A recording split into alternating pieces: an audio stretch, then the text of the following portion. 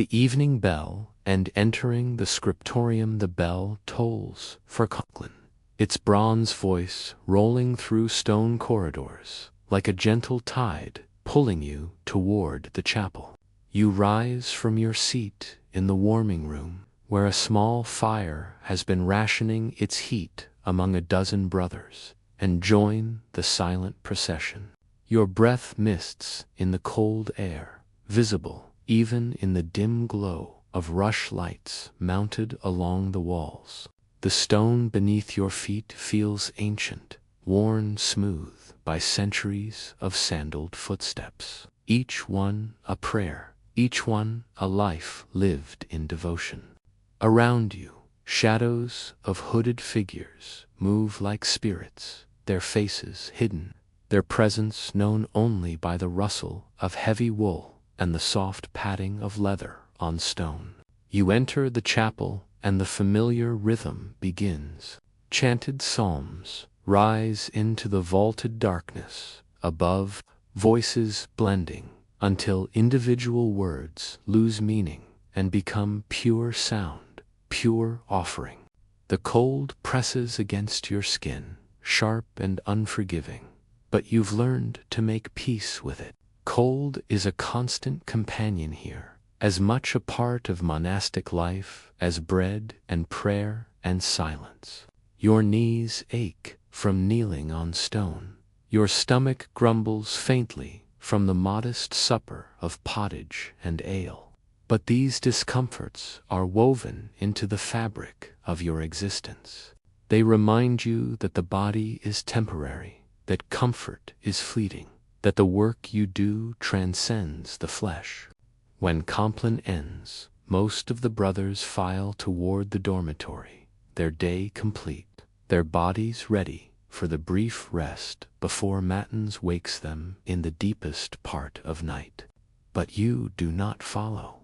You and 3 others, Brother Thomas, Brother Benedict, and the young novice Edmund, turn instead toward the eastern wing where the scriptorium waits. There is always work to be done. Manuscripts do not copy themselves, and the world beyond these walls is hungry for books, for knowledge, for the preserved wisdom of ages.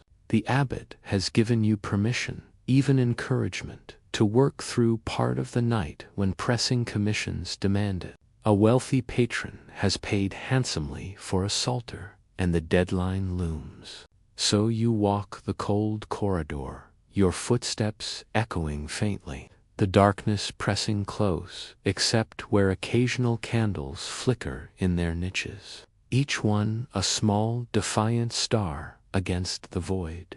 The monastery sleeps around you, or pretends to.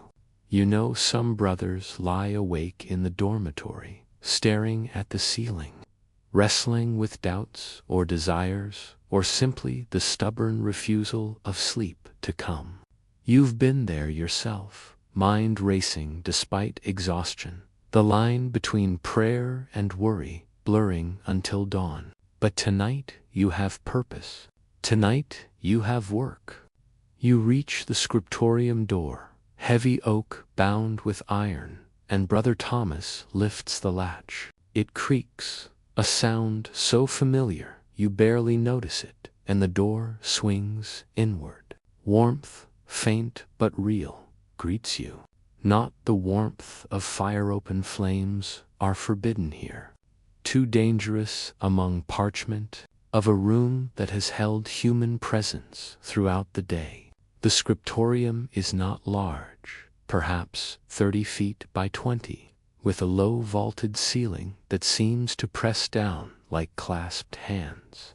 Along 2 walls, wooden desks stand in a row, each one positioned to catch what daylight filters through the narrow windows during working hours. Now, of course, the windows show only darkness, black and impenetrable, like looking into the void itself. But candles are already lit. Brother Anselm, the eldest scribe, must have come early to prepare. He's like that, meticulous, to the point of obsession, always arriving before others, always staying late. You see him now at his desk near the far wall, hunched over a manuscript, his quill moving with the slow, deliberate precision of a man who has spent 40 years perfecting his craft. He doesn't look up as you enter. He rarely does. His world has narrowed to the page before him, to the letters forming under his hand, black ink on cream vellum, each stroke a small eternity. You move to your own desk, third from the window, and the wood feels familiar under your fingertips. You've sat here for 5 years now, ever since you completed your novitiate and were judged skilled enough to join the ranks of scribes. Before that, you spent 2 years learning forming letters on wax tablets, mixing inks under supervision, preparing quills until your fingers cramped and bled. The Scriptorium is not a place for the careless or the impatient. One mistake can ruin a sheet of vellum that costs more than a peasant earns in a month. One spill of ink can destroy weeks of labor.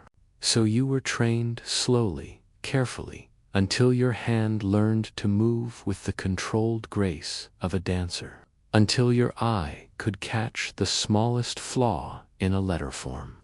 The smell of the Scriptorium envelops you like an embrace. It's a complex scent, layered and rich beeswax from candles, the musty sweetness of old parchment, the metallic temps of oak gall ink, the faint, underlying smell of tanned leather from bindings stacked on shelves. Some brothers complain about the smell, say it clings to their robes and follows them even into sleep. But you've come to love it. It smells like purpose. It smells like legacy. Historians often point out that medieval scriptoria were the beating hearts of monasteries, the places where knowledge was not just preserved, but actively reproduced, where ancient texts were saved from oblivion one careful copy at a time. Without these rooms, without the patient labor of scribes, much of classical learning would have vanished entirely. We would have lost Virgil and Ovid, lost medical texts and astronomical observations, lost the very chronicles that now allow us to understand the medieval world. The Scriptorium was a fortress against forgetting, and every scribe who entered it was a soldier in that quiet war. You settle onto your stool, a simple wooden seat worn smooth by use, and feel your body adjust to the familiar posture.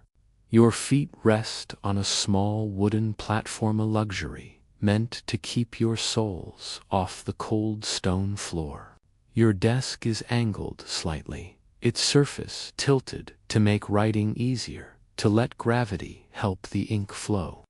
Before you lies the manuscript you've been working on for 3 weeks now, a psalter commissioned by the bishop of the neighboring diocese. The vellum is of exceptional quality, smooth and creamy, prepared by the monastery's own parchment maker from calfskin. Each sheet represents an animal's life, tanned and scraped and stretched, until it became this perfect surface for receiving words. There's something humbling about that transformation, something that reminds you that all creation can be offered back to the Creator, even the skin of a calf. The exemplar, the original manuscript you're copying from, rests on a small stand to your right. It's older, more worn, its margins filled with the notes of previous scribes. You'll copy it faithfully, word for word, letter for letter, though you don't always understand the Latin you're transcribing. Your job isn't to interpret. Your job is to transmit. You are a conduit, a vessel, a bridge between one page and the next. Brother Thomas settles at the desk beside yours, and young Edmund takes a position near the door, where he'll practice forming letters on a wax tablet before being trusted with actual parchment. Benedict moves to the far corner where the supplies are kept and begins checking the levels of ink and the supply of prepared quills. The room falls into the profound silence that defines monastic life. You've lived in this silence for 7 years now. Ever since you entered the monastery as a young man fleeing a world that felt too loud, too chaotic, too hungry for your soul. Here, silence isn't absence, it's presence. It's the space where God speaks, where thoughts clarify, where the work becomes prayer. Outside these walls, the world continues, its noise merchants shouting, children crying, soldiers marching, the endless human clamor. But here, you've found a different way of being. Here, the scratch of quill on vellum is the loudest sound, and it's a sound that soothes rather than disturbs. You arrange your tools within easy reach, a selection of quills in various stages of wear. Your knife for sharpening and scraping, a pot of black ink, a dish of red ink for rubrication, a pumice stone for smoothing rough patches on the vellum, a straight edge for keeping lines level, and a small container of pounce, fine powder used to prepare the parchment surface. Everything has its place. Everything has its purpose. There's a quirky tidbit preserved in some monastic records about scribes who became so attached to their specific tools that they refused to use any others, claiming that their personal quill or their particular mixture of ink possessed special qualities. One manuscript margin contains a note from a scribe complaining that someone borrowed his favorite knife and returned it dulled, adding a small sketch of a sad face. These tiny human moments, preserved across centuries, remind us that even monks dedicated to transcending earthly concerns remained fully, frustratingly, beautifully human.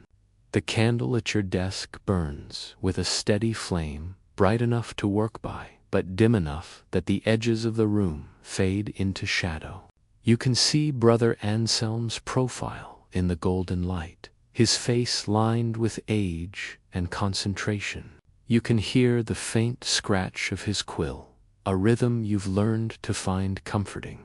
Young Edmund sighs softly, probably frustrated with his letter formation, and you suppress a smile.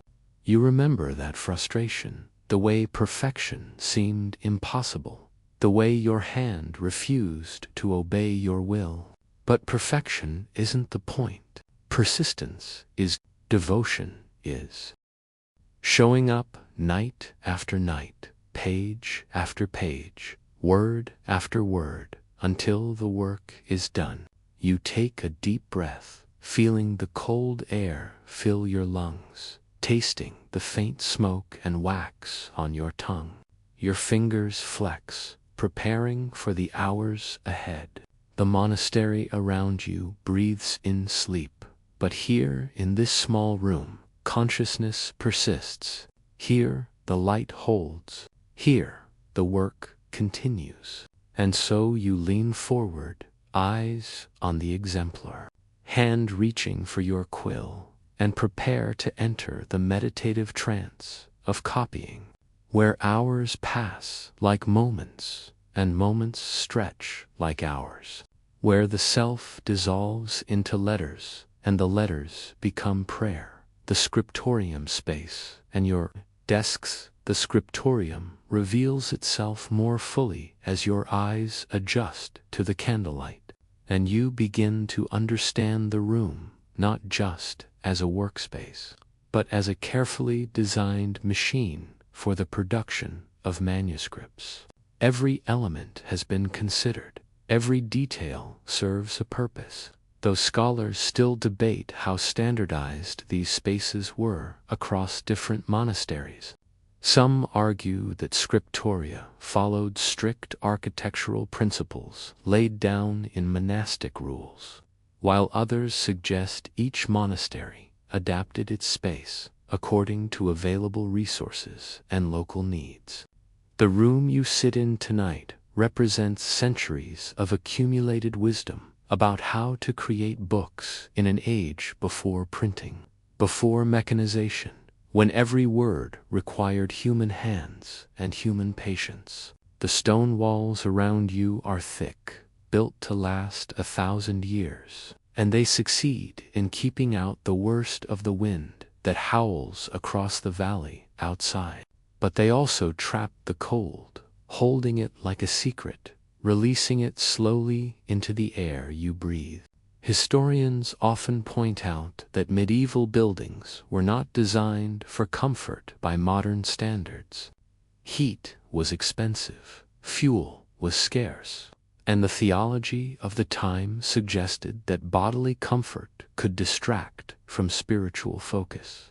So the Scriptorium is cold, profoundly cold, the kind of cold that settles into bones and stays there. You've learned to work through it, to accept it as another form of discipline, another way of offering your suffering to God. The vaulted ceiling above you is perhaps 10 feet high at its peak, not grand or soaring like the chapel, but intimate, almost protective.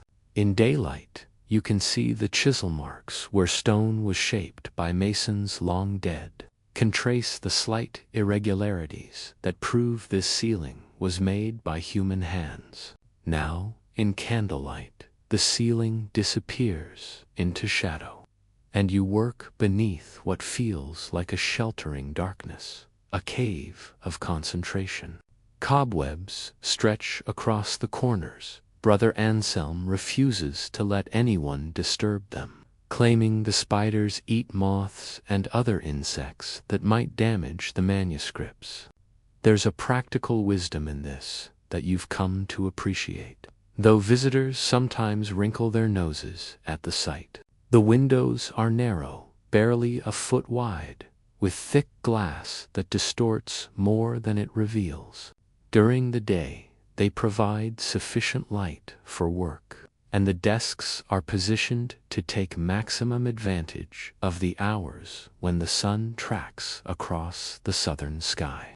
But glass is expensive, and these windows represent a significant investment by the monastery. Some scriptoria, you've heard, make do with oiled parchment or simple shutters, which must make winter work nearly impossible. At least here, the glass keeps out the worst drafts while still allowing some connection to the world beyond. Not that there's much to see, tonight just blackness, the occasional glint of starlight, and once the yellow eyes of an owl passing on silent wings. The desks themselves are marvels of functional design, though they appear simple at first glance. Each one is made of oak, heavy and solid, built to last generations. The surface is angled at about 15 degrees, just enough to make writing comfortable without causing ink to run. The wood has been worn smooth by countless hands, countless hours of friction, and in places you can see where previous scribes carved small marks, initials, dates, tiny crosses. Your own desk bears the wear of its history. There's a groove worn into the wood about 6 inches from the front edge, where decades of scribes rested the heels of their hands while writing. There's a small depression where countless ink pots have sat, the wood stained black despite repeated cleanings. Near the back left corner, someone long ago carved what looks like a fish, that secret symbol of early Christians. Though whether it was carved in devotion or mere boredom, you'll never know. The desk has a small shelf underneath where you keep personal items, your own wax tablets for practicing difficult letter combinations, a cloth for cleaning your hands, a small wooden box containing your best quills, carefully selected and trimmed. This shelf also holds the manuscript you're currently working on when you're not actively writing, protecting it from dust and curious hands. There's something deeply satisfying about this organization, about knowing exactly where everything is, about the routine that removes decision-making and leaves your mind free to focus on the work itself. To your right, built into the wall, is a series of shelves holding the monastery's growing collection of completed manuscripts. You can see them now in the candlelight-bound volumes in leather, some tooled with decorative patterns, some plain and utilitarian. Each represents months or years of labor. Each contains knowledge that must not be lost. There are biblical texts, of course, gospels, epistles, psalters, but also medical treatises, agricultural calendars, bestiaries, and chronicles of the monastery's own history. The collection isn't large by the standards of great cathedral libraries, perhaps 50 volumes in total, but each one is precious beyond measure. Some monasteries, you've heard, chain their most valuable books to the shelves to prevent theft. Here, trust and the rule of silence provide security. Behind you, near the door, stands a large table used for preparing materials. This is where vellum is cut to size, where quills are prepared in batches, where pigments are ground and mixed. During the day, this table buzzes with activity, but at night it stands empty except for the supplies. Brother Benedict has laid out a row of freshly cut quills, 2 sealed pots of ink, and a stack of parchment sheets still waiting to be filled with words. The floor beneath your feet is flagstone, uneven in places where the stones have settled over time. In winter, it becomes brutally cold, drawing heat from your body through the thin leather of your sandals. The small wooden platform under your desk helps, but your feet still grow numb after an hour or two of sitting. You've learned to flex your toes periodically, to shift your weight, to accept that perfect comfort is not possible and that discomfort itself can become a form of prayer, a way of participating in Christ's suffering. There's a quirky detail that makes you smile when you think of it. In the far corner of the room, hidden behind a wooden screen, sits a chamber pot.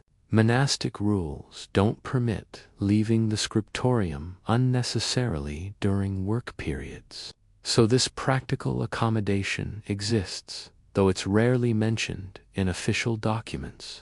Brother Anselm tells a story about a visiting bishop who was scandalized by its presence, arguing that such earthly needs should be attended to outside the sacred space of manuscript production.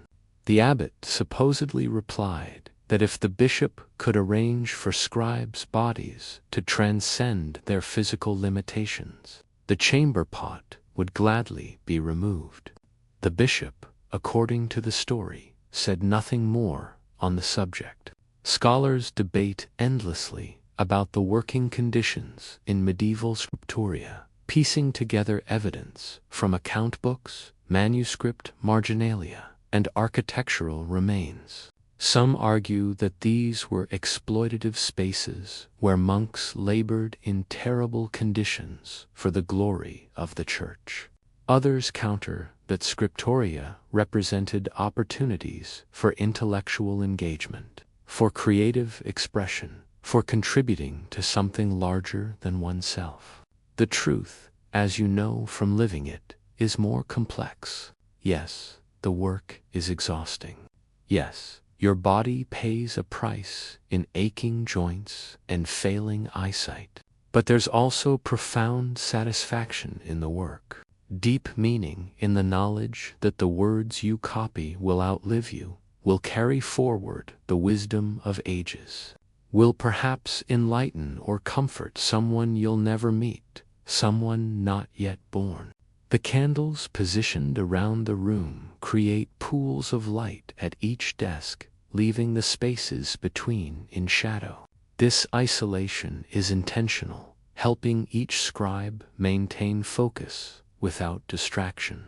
You can see the others as dim shapes in the periphery of your vision, but not clearly enough to be drawn into watching their work. This arrangement encourages a kind of communal solitude where you're alone together, each pursuing the same goal, but through individual effort. The quality of light matters more than you ever imagined before becoming a scribe. Candles flicker, creating moving shadows that can make letters seem to dance on the page. You've learned to position your candle carefully, to shield it from drafts that might cause excessive flickering, to maintain a steady flame that reveals the page without distortion. Some scribes prefer beeswax candles, which burn cleaner and smell sweeter, while others work with tallow, which is cheaper but smokes more and carries a meaty odor. Tonight, you have beeswax, a small luxury that improves the experience of these long hours. The room has its own smell, distinct from any other place in the monastery. There's the wax, yes, and the smoke, but also deeper sense the mustiness of old parchment, which carries a smell both sweet and slightly rotten, like autumn leaves, the sharp, metallic tang of iron gall ink, the faint smell of the leather bindings on the shelves, and underneath it all the smell of stone, cold and mineral, ancient and patient. This olfactory signature has become so familiar that when you close your eyes, you know exactly where you are. Some nights, when you can't sleep in the dormitory, you fantasize about the scriptorium, about its smells and sounds, and find them more comforting than any lullaby. Your desk faces north, which means during daylight hours you avoid the harsh glare of direct sunlight that can create too much contrast and tire the eyes. The orientation was carefully planned when this room was built 70 years ago, long before you were born. You're the beneficiary of decisions made by men whose names you don't know, whose faces you've never seen, but whose understanding of light and work and human needs shaped the space you now inhabit. There's something humbling in that, something that connects you to a chain of laborers stretching back through time. You are not the first to sit at this desk. You will not be the last. The work continues, generation after generation, and you are simply one link in an unbroken chain. The arrangement of the room encourages discipline through its very structure. There are no comfortable chairs, no places to recline, nothing that might invite drowsiness or distraction. The hard wooden stool keeps you alert through discomfort. The angled desk demands proper posture. The cold air prevents the sleepy warmth that might dull concentration. Every element conspires to keep you focused on the single task of copying, to strip away everything extraneous, to create conditions where the work can be done well, if not easily. And yet, within this austerity, there's beauty. The golden candlelight on aged wood creates a warm glow. The leather-bound volumes on the shelves represent accumulated wisdom and human achievement. The very stones of the walls connect you to the earth, to the bedrock on which all things are built. This room is not comfortable, but it is purposeful. It is not luxurious, but it is sufficient. And in that sufficiency, in that perfect matching of space to function, there is a kind of grace. Preparing your tools, quills, ink, and parchment before a single word can be written, before the actual work of copying begins. You must prepare your tools with the care and attention of a warrior preparing weapons for battle. This preparation is itself a meditative act, a ritual that settles your mind and prepares your spirit for the hours of concentration ahead. You've learned over years of practice that rushing this stage leads to frustration. Latera quill that splits mid-word, ink that flows too thick or too thin, parchment that resists the nib. So you take your time, moving through each step with deliberate slowness, letting the routine calm whatever restlessness or anxiety you carried into the scriptorium. You begin with the quills, selecting 3 from your personal supply in the wooden box beneath your desk. Quills are made from the flight feathers of geese, though some scribes prefer swan or even crow feathers for finer work. The best quills come from the bird's left wing, harvested during spring molting when the feathers are strongest. Historians often point out that the quill trade was surprisingly extensive in medieval Europe, with feathers traveling hundreds of miles from farms to monasteries, their value far exceeding what modern people might imagine. A good quill, properly cared for, might last a week of regular writing before needing replacement. A poor quill might fail within hours. The feathers you select tonight are substantial, nearly a foot long. Their natural curve, designed by nature to fit comfortably in a human hand. The shafts are hollow, which is precisely what makes them functional as writing instruments. They hold ink within their structure and release it slowly as you write. But first, they must be cut. You take your small, wickedly sharp knife from the desk, a blade you've maintained carefully, honing it on a whetstone until it could shave the hairs from your arm. The knife is perhaps your most important tool after the quills themselves, because a dull blade crushes rather than cuts the quill, creating a nib that will never write cleanly. You've seen young scribes struggle for hours with poorly cut quills, not realizing the problem lies in their knife rather than their technique. The first step is to strip away the barbs, the feathery part that makes a quill look decorative but serves no purpose in writing and would only get in the way. You run your knife along the shaft, scraping away the delicate fronds until you're left with a smooth, slightly curved tube. Some scribes save these discarded barbs for stuffing pillows or cushions. You simply let them fall to the floor, where they'll be swept up later. Now comes the critical part: cutting the nib. You hold the quill at an angle, studying the natural curve of the shaft, and make your first cut on the underside, creating a long diagonal slice that exposes the hollow interior. This cut must be smooth and clean, executed in a single motion, because any hesitation creates irregularities that will affect ink flow. You've done this thousands of times, and your hands know the motion without conscious thought. The knife slides through the quill with a faint whisper, and a small curved piece of quill falls away. Next, you make a vertical slit up the center of the nib, about a 1/4 inch long. This slit is essential. It creates capillary action that draws ink from the shaft to the tip, regulating the flow and preventing blobs or skips. Too long, and the quill will split further during use. Too short, and the ink won't flow properly. You've learned through trial and error, through ruined quills and frustrated hours, how to judge this perfectly. The slit opens under your knife with a tiny cracking sound that you find oddly satisfying. Finally, you make the finishing cut, creating the actual writing point.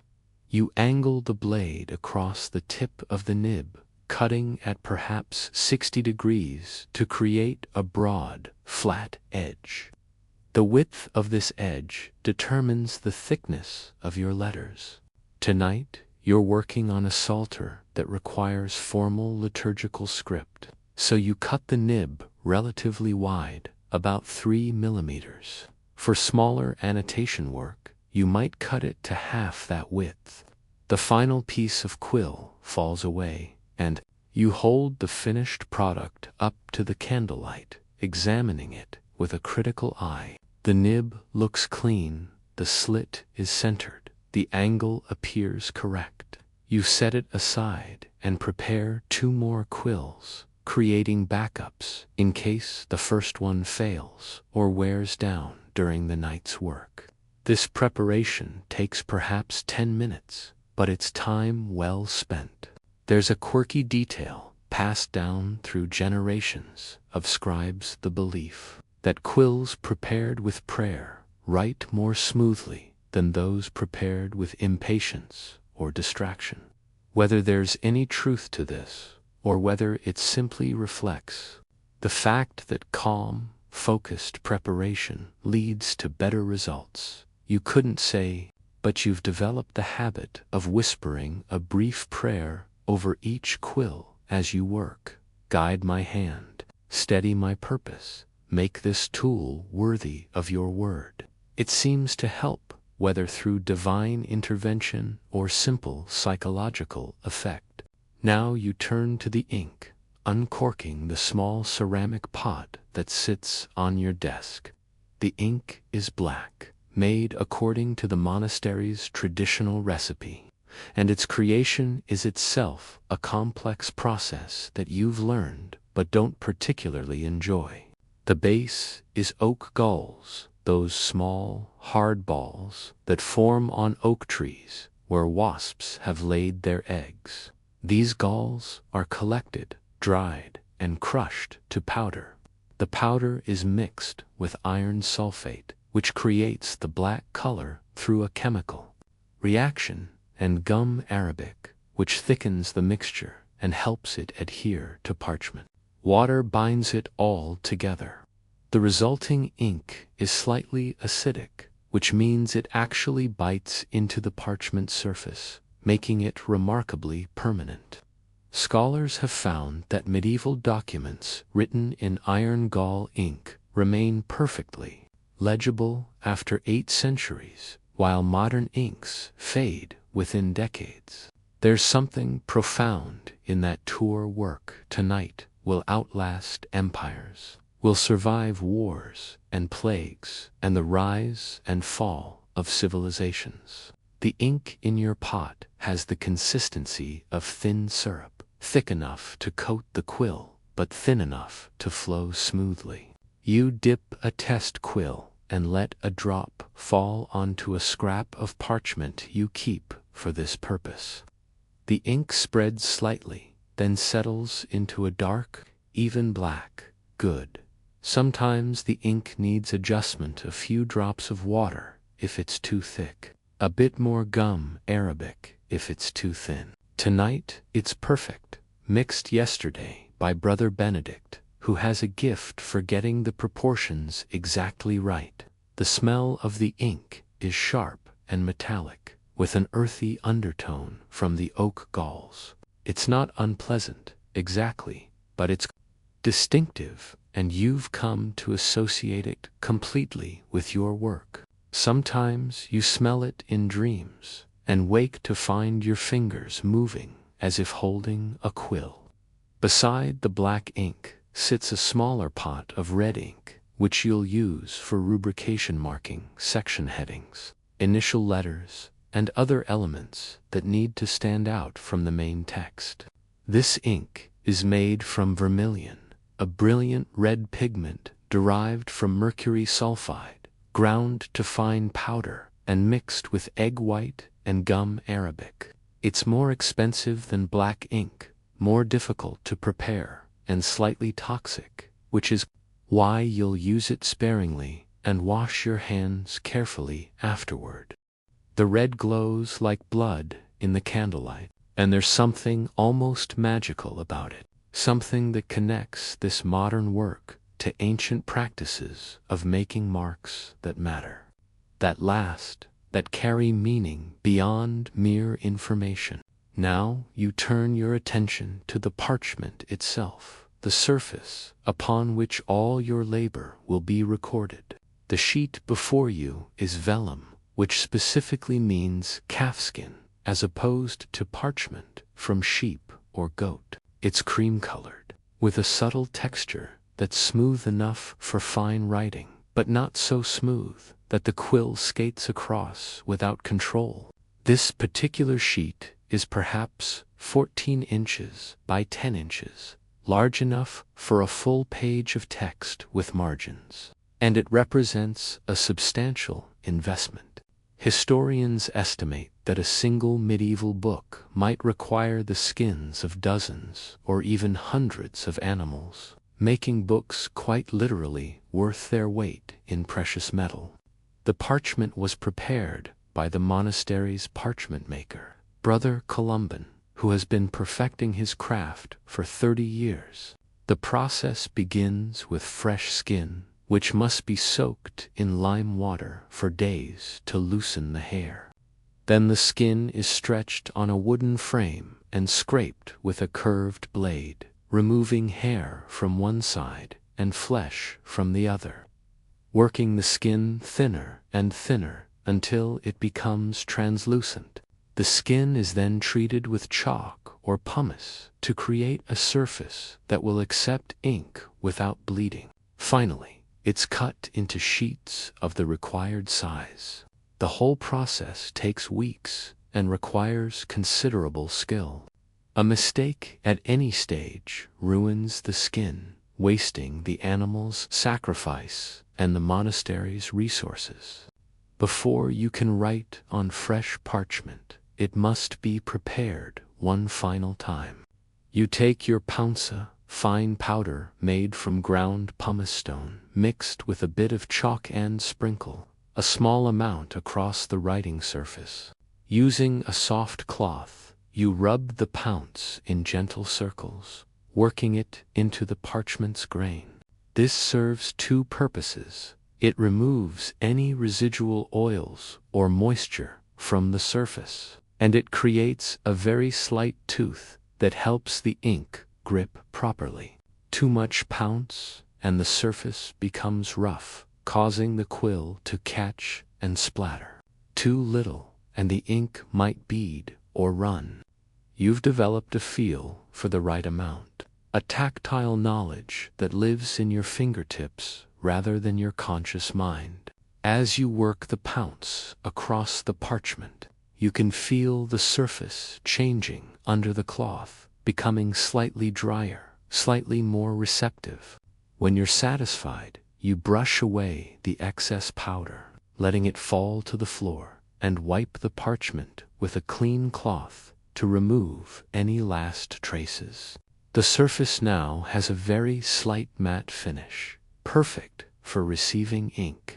You hold the parchment up to the candlelight and examine it for floss-thin spots where the scraping went too deep, rough patches where hair follicles created bumps, any small holes or tears. This sheet appears nearly flawless, which is fortunate because any defect will become more visible once ink is applied. Sometimes you have to work around imperfections, adjusting letter spacing or line breaks to avoid problem areas. Tonight, you won't have to. There's a quirky tradition among some scribes to whisper, "Thanks to the animal whose skin became this parchment. Thank you, calf, for your sacrifice. May the words written on your skin honor your life and serve God's glory."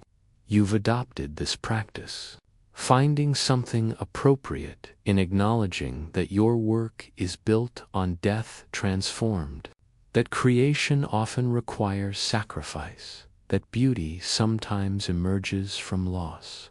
The parchment feels cool and slightly stiff in your hands, with a subtle texture that reminds you of silk. With your tools now prepared, quills cut and ready, ink tested and perfect, parchment cleaned and waiting, you feel your body settling into the focused calm that precedes deep work. The preparation ritual has done its job, quieting your mind and sharpening your attention. Your breathing has slowed. Your hands are steady. The monastery around you fades into irrelevance, and your entire world narrows to this desk, these tools, this task. One final step remains before you begin writing. You must rule the parchment, creating faint horizontal lines to guide your text and keep your letters marching in straight rows across the page. For this, you use a metal stylus and a straight edge, pressing firmly enough to create visible indentations without breaking the surface. You've already calculated how many lines this page should contain, 20-6 lines of text with adequate margins at top, bottom, and sides. The margins aren't just decorative. They serve protective and practical purposes. They give the reader's eyes a place to rest. They provide space for later annotations or corrections. And they protect the text from damage when the pages are handled or bound. Using your straight edge as a guide, you score the first horizontal line about an inch from the top of the sheet. The stylus creates a faint depression in the parchment, just visible enough to follow when writing, but not so deep that it becomes distracting. You work methodically down the page, spacing each line carefully until you have 26 parallel guides. Then you score 2 vertical lines to mark the left and right margins. The whole process takes perhaps 5 minutes, and when you're done, the parchment is transformed from blank surface to structured space, ready to receive words. You sit back for a moment, surveying your prepared workspace. 3 sharp quills, perfect ink, clean, ruled parchment. Everything is ready. Your body is ready, hands flexed, posture adjusted, eyes focused. Your mind is ready, calm, clear, prepared for the sustained concentration that the work demands. And your spirit is ready, offered up in prayer, asking that this labor be acceptable, that it serve something beyond yourself. You take a deep breath, pick up the first quill, and dip it into the black ink. The quill drinks the liquid eagerly, the hollow shaft filling through capillary action. You lift it from the pot, letting excess ink drip back, and hold it poised over the parchment. This moment always feels significant, the instant before the first mark, when the page is still pure potential, when anything might be written, when the weight of what you're about to do settles onto your shoulders like a hand. Then you lean forward, touch quill to parchment, and begin. The first strokes beginning to copy the quill touches vellum, and the first letter begins to form a large, ornate B, the opening of Beatus Ver, blessed is the man, the first words of Psalm 1, which will begin this psalter. Your hand moves with slow deliberation, tracing the vertical stroke of the B with controlled pressure, feeling the resistance of the parchment against the nib, hearing the faint scratch of quill on treated skin. This sound, this particular friction of organic materials, meeting in purpose, has been called the heartbeat of medieval scholarship. It's a sound that echoed through countless scriptoria across Europe for 1,000 years. The sound of knowledge being preserved, of culture being transmitted, of human thought being made permanent. The exemplar to your right shows you exactly what the letter should look like. This particular manuscript uses a formal liturgical hand, with letters that are generous and rounded, meant to be chanted from during services, sized so that multiple singers can read from a single book. Each letter must be carefully proportioned, with thick and thin strokes, creating the rhythm and texture that make the script both legible and beautiful. The bee you're forming now will be about an inch tall, commanding the top of the page, announcing the beginning of something important. You complete the vertical stroke and pause, lifting the quill from the page. Already you need more ink. This is the rhythm of scribal work-right. A stroke or two, redip the quill, write again. Each dipping is an opportunity for breath, for micro-adjustment of posture, for the brief rest that prevents your hand from cramping too early in the night's work. You dip the quill, let the excess drip back into the pot, and return to the bee, adding the two curved bowls that give the letter its characteristic shape. The curves must be smooth and confident. Any hesitation shows in wobbles or uneven thickness. You've trained your hand to move from the shoulder rather than just the wrist, creating flowing arcs that feel almost like drawing. The ink flows onto the parchment, black and wet, slightly glossy in the candlelight. It will dry to a matte finish, and in a few minutes you'll be able to touch it without smudging. But for now, it's vulnerable, precious, requiring care. Historians often emphasize how different this writing experience is from anything modern people encounter. The ballpoint pen, the pencil, even the fountain pen all provide continuous ink flow. All allow for rapid writing.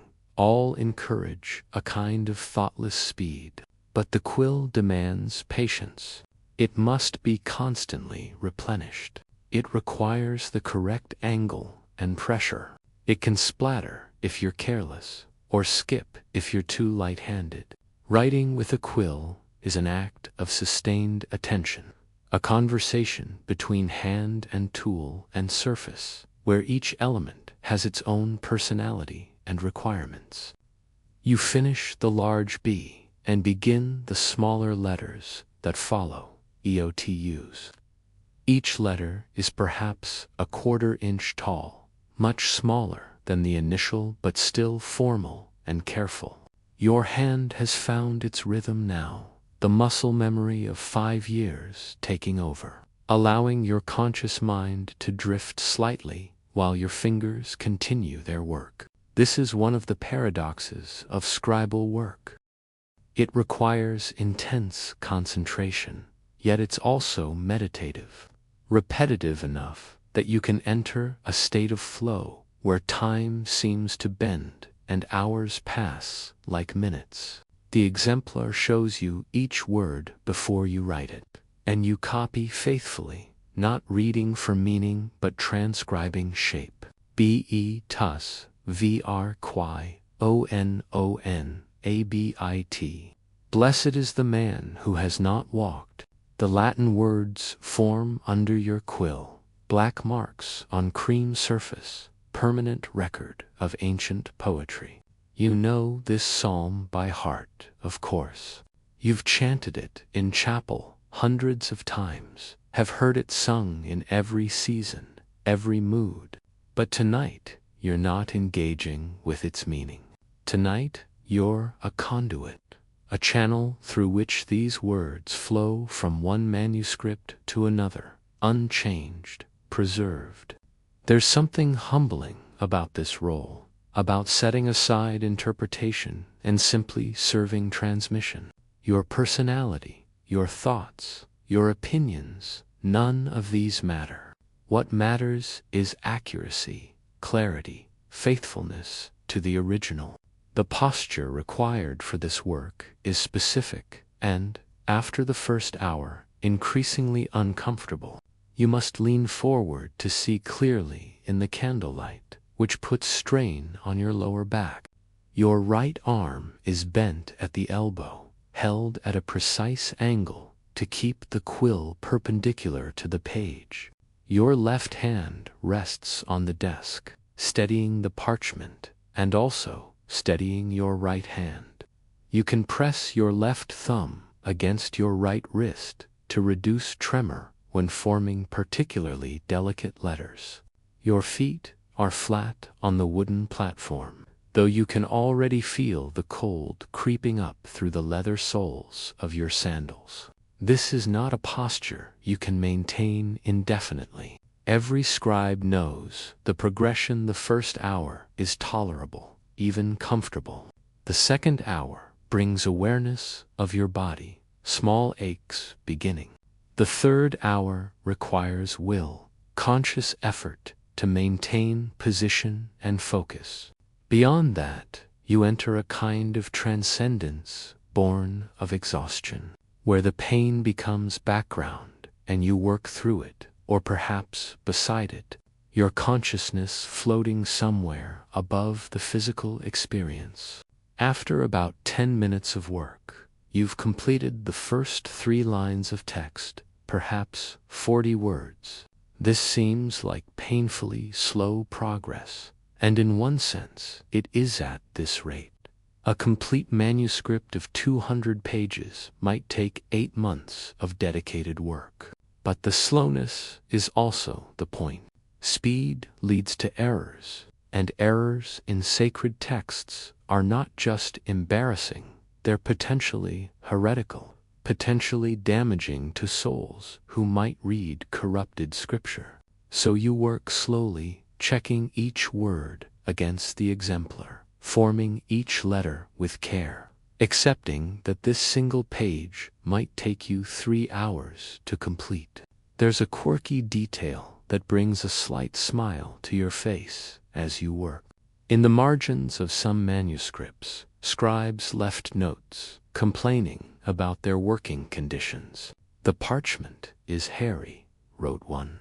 "My hand is tired," wrote another. "Thank God it will soon be dark," a third scribbled, apparently longing for the end of a difficult day. Your favorite, discovered in a manuscript from a monastery in Ireland, simply says, "Oh, my hand," just those 3 words. But they convey centuries of shared experience, the universal truth that this work, however sacred, however meaningful, is also physically demanding and sometimes tedious. You feel a kinship with that unknown Irish scribe across the miles and perhaps across the years, both of you making the same marks, enduring the same aches, serving the same purpose. As you continue writing, you become aware of the other sounds in the Scriptorium. Brother Anselm's quill scratches steadily in the corner. He never seems to tire, never seems to slow, a man who has become almost mechanical in his precision. Brother Thomas beside you is working on a different text, a medical treatise, and occasionally you hear him mutter under his breath, sounding out unfamiliar Latin terms. Young Edmund at the back of the room is still practicing on his wax tablet, and you can hear the stylus scraping, then the soft sound of him smoothing the wax to try again. These sounds create a kind of companionable silence, a shared space of work where each person is alone but not isolated.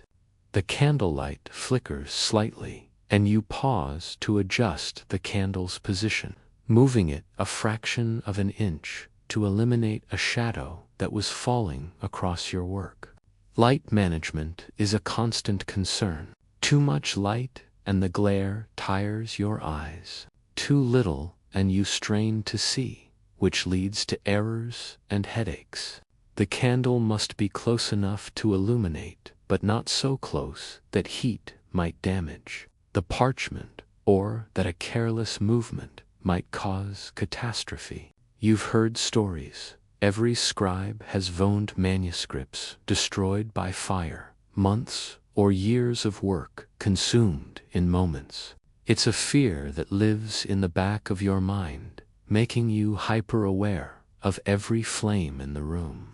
You dip your quill again and notice that the nib is beginning to show wear. The sharp edge has softened slightly, making your letters a hair thicker than they should be. Soon you'll need to recut the nib or switch to one of your prepared backup quills, but not yet. You can get another few lines from this one before it becomes unusable. There's an economy to scribal work, a constant calculation of resources. How many more words from this quill? How much ink remains in the pot? How many lines can you complete before your hand cramps and you need to stand and stretch? Your eye moves constantly between exemplar and your own page, checking and double-checking. The exemplar shows in concilio impiorum in the council of the wicked. Your page shows the same. Good. But why to look more closely at your word concilio? Is that second I clearly distinct from the L? In this script, the letters can look very similar, and ambiguity is the enemy of clarity. You take your knife and very gently scrape at the letter, shaving away a tiny amount of ink, reshaping the I to make it more obviously distinct.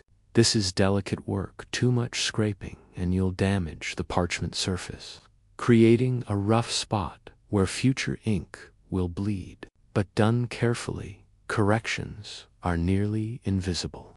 You blow gently on the scraped area, removing the tiny particles of ink and parchment. Then touch it with your fingertip to test the surface. Still smooth enough. You make a mental note to be more careful with those letters going forward. The text continues, Et in via peccatorum non stedet, and in the way of sinners he has not stood. The words have their own rhythm, the Latin cadence that you've internalized through years of liturgical chanting. Your hand almost anticipates the next word before your eye reaches it in the exemplar.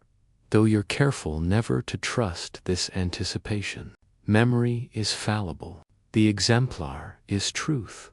So you check every word, every letter, maintaining the discipline, even when fatigue makes you want to rush. Scholars debate how accurate medieval scribes actually were, studying the variations between different manuscript copies of the same text. Some variations are clearly errors letters, transposed, words skipped, lines duplicated. But other variations might be intentional corrections, places where a scribe thought the exemplar contained an error and fixed it, or places where different manuscript traditions preserved different readings of ambiguous texts. The question of scribal authority is complex word. You supposed to copy exactly what you saw, even if it seemed wrong? Or did you have a responsibility to correct obvious errors? Different monasteries had different policies. Here, you've been taught to copy exactly, marking any suspected errors in the margin for later review by more learned brothers. Your job is transmission, not interpretation. About half an hour into the work, you complete the first 5 lines of text, reaching the end of the first verse of the psalm. This feels like a small milestone, a moment to pause and assess. You set down your quill and flex your fingers, working out the beginning stiffness. Your right hand shows the characteristic stains of a scribe black ink under the fingernails. Dark smudges on the side of your middle finger, where it rests against the quill shaft. A few small spots on your palm. These marks are badges of your profession, worn with quiet pride. You'll scrub your hands before meals, before chapel, trying to present yourself cleanly, but the ink always returns. Some older scribes have fingers permanently darkened, the ink having seeped so deep into their skin that it cannot be washed away. Brother Anselm's hands, look almost gray, the accumulated stain of 40 years. You stand briefly, careful not to disturb your work, and stretch your back.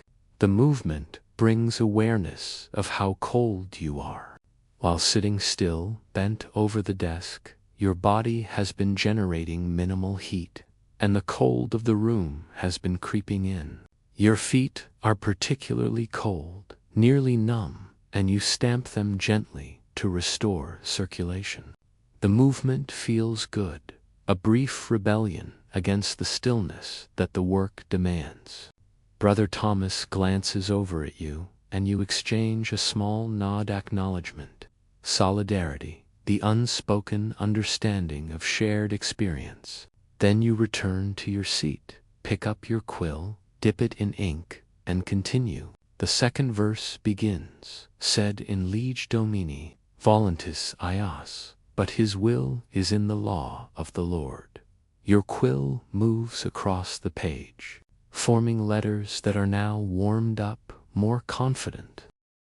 You're finding your groove. That state where hand and eye and mind work together with minimal conscious direction, where the work flows rather than being forced. This is the state you've learned to cultivate, the zone where hours can pass and you'll look up surprised at how much you've accomplished. The parchment gradually fills with text, line by line, word by word, letter by letter. Each mark is small, seemingly insignificant, but they accumulate into meaning, into preservation, into something that will outlast you by centuries. You think sometimes about future readers of this manuscript, people not yet born, who will chant these psalms from the book you're creating tonight. Will they think about the scribe who wrote it? Will they wonder about your life, your thoughts, your cold feet and aching back? Probably not. The work is meant to be invisible, the scribe a transparent medium through which the text passes unchanged. But there's satisfaction in that invisibility, too, in knowing that you've served something larger than yourself, that you've participated in the great chain of transmission that preserves human knowledge across the abyss of time. The scratch of quill on vellum continues, steady and sure, the sound of civilization maintaining itself through the long night, one letter at a time, the cold, the candle, and keeping warm. 2 hours have passed, though you couldn't say exactly when the first hour ended and the second began. Time in the Scriptorium behaves strangely, stretching and compressing, measured not by the bell tower's chimes, but by the progress of text across parchment, by the emptying of ink pots, by the changing angle of candlelight as wax burns away. You've completed perhaps half a page, 12 lines of careful script, and your body is beginning to insist on being noticed. The cold has deepened from mere discomfort to something more penetrating, more insistent. It seeps through the stone walls and rises from the flagstone floor, and no amount of mental discipline can entirely ignore it. Your feet have progressed beyond cold to numb, which is almost worse, because numbness brings the fear that you're damaging yourself without feeling it, that frostbite might be creeping into your toes while you sit oblivious, focused on letter forms. You flex your toes inside your sandals, trying to maintain circulation, and feel the painful tingle of blood reluctantly flowing. Your fingers, despite being in constant motion, are stiff and clumsy, responding a fraction of a second slower than you'd like. The quill feels thick in your grip, and you have to concentrate more consciously on maintaining the correct pressure and angle. Historians often point out that medieval people experienced cold differently than modern people do, not because the cold itself was different, but because their expectations were different. Central heating didn't exist. Glass windows were a luxury. Winter meant months of being cold, and you either learned to function through it or you didn't survive. Monasteries were actually warmer than many secular buildings because they had warming rooms and, in wealthy foundations, glazed windows. But warmer is relative. On a night like tonight, when frost forms on the inside of the windows and your breath creates visible clouds even indoors, warmer still means brutally cold by modern standards. You're wearing your full winter habit, the heavy wool robe that falls to your ankles, the scapular over it. On your head, your hood is pulled up, covering your ears and trapping what little heat radiates from your skull. Your hands are bare because gloves make the fine motor control of writing impossible. But you've learned to occasionally tuck your left hand into your opposite sleeve to warm it while your right hand continues working. This rotation, right with the right, warm the left, switch to warm the right while the left steadies the parchment, helps prevent both hands from becoming equally useless. There's a quirky detail that you learned from older scribes. If you breathe on your fingers before picking up the quill, the warmth and moisture help the hand stay flexible for a few more minutes. It's a tiny thing, hardly worth mentioning. But in this work of inches and small mercies, tiny things matter enormously. You've seen Brother Anselm sit with both hands cupped around a candle flame for 30 seconds before returning to his work, stealing heat from the fire without quite burning himself. You've tried this once and came away with singed skin and the smell of burned hair. So you stick to breathing on your fingers instead. The candle at your desk has burned down about 2 inches. And you know from experience that it has perhaps another hour before it will need replacement. Managing candlelight is its own skill, one that took you months to learn properly. The flame must be kept away from drafts even. A small air current makes it flicker, which creates moving shadows that tire the eyes and make precise work difficult. But the candle must also be close enough to adequately illuminate the page. You've positioned yours about 18 inches from your work, slightly to the right so that your hand doesn't cast a shadow as you write. The heat from the flame creates a small zone of relative warmth, perhaps a few degrees warmer than the ambient air, and you find yourself leaning slightly toward it, drawn to that tiny sun like a planet in orbit. But you can't get too close. Historians have documented cases where manuscripts were damaged by careless placement of candle scorch marks on parchment, or worse, entire books lost to fire. The fear of fire in a scriptorium is not abstract. Parchment burns eagerly, as do wooden desks and shelves full of dry manuscripts. A single overturned candle could destroy not just tonight's work, but generations of accumulated knowledge. So, despite craving the warmth, you maintain careful distance, and you never, ever make sudden movements that might knock the candlestick. The quality of light matters more than you ever imagined before becoming a scribe. Candlelight is warm-toned, yellow-orange, fundamentally different from daylight's cooler illumination. Colors look different. The black ink appears slightly warmer, almost brownish in candlelight, while red ink seems to glow as if lit from within. The parchment itself becomes more golden, more alive somehow. Its texture, emphasized by the low angle of illumination that creates tiny shadows in every microscopic valley of its surface. You've learned to work within these limitations, to trust your daylight inspection of the work more than your nighttime perception. Because what looks acceptable by candlelight sometimes reveals flaws in morning sun. The candle also smokes, despite being good beeswax rather than cheap tallow. A thin thread of smoke rises from the flame, carrying the sweet smell of burning wax, and over hours this smoke accumulates in the room, adding to the general haze that hangs near the ceiling. You can taste it on your tongue, waxy and slightly acrid, mixing with the taste of ink that seems to permeate everything in the scriptorium.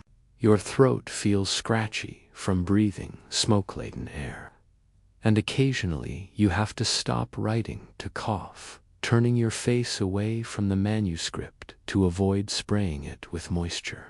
Brother Thomas beside you is having a worse time of it. He's been coughing regularly for the past hour, deep, rattling coughs that shake his whole body. You wonder if he should stop for the night, rest in the warming room, but you know he won't. Deadlines drive the work, and scribes push through discomfort as a matter of course.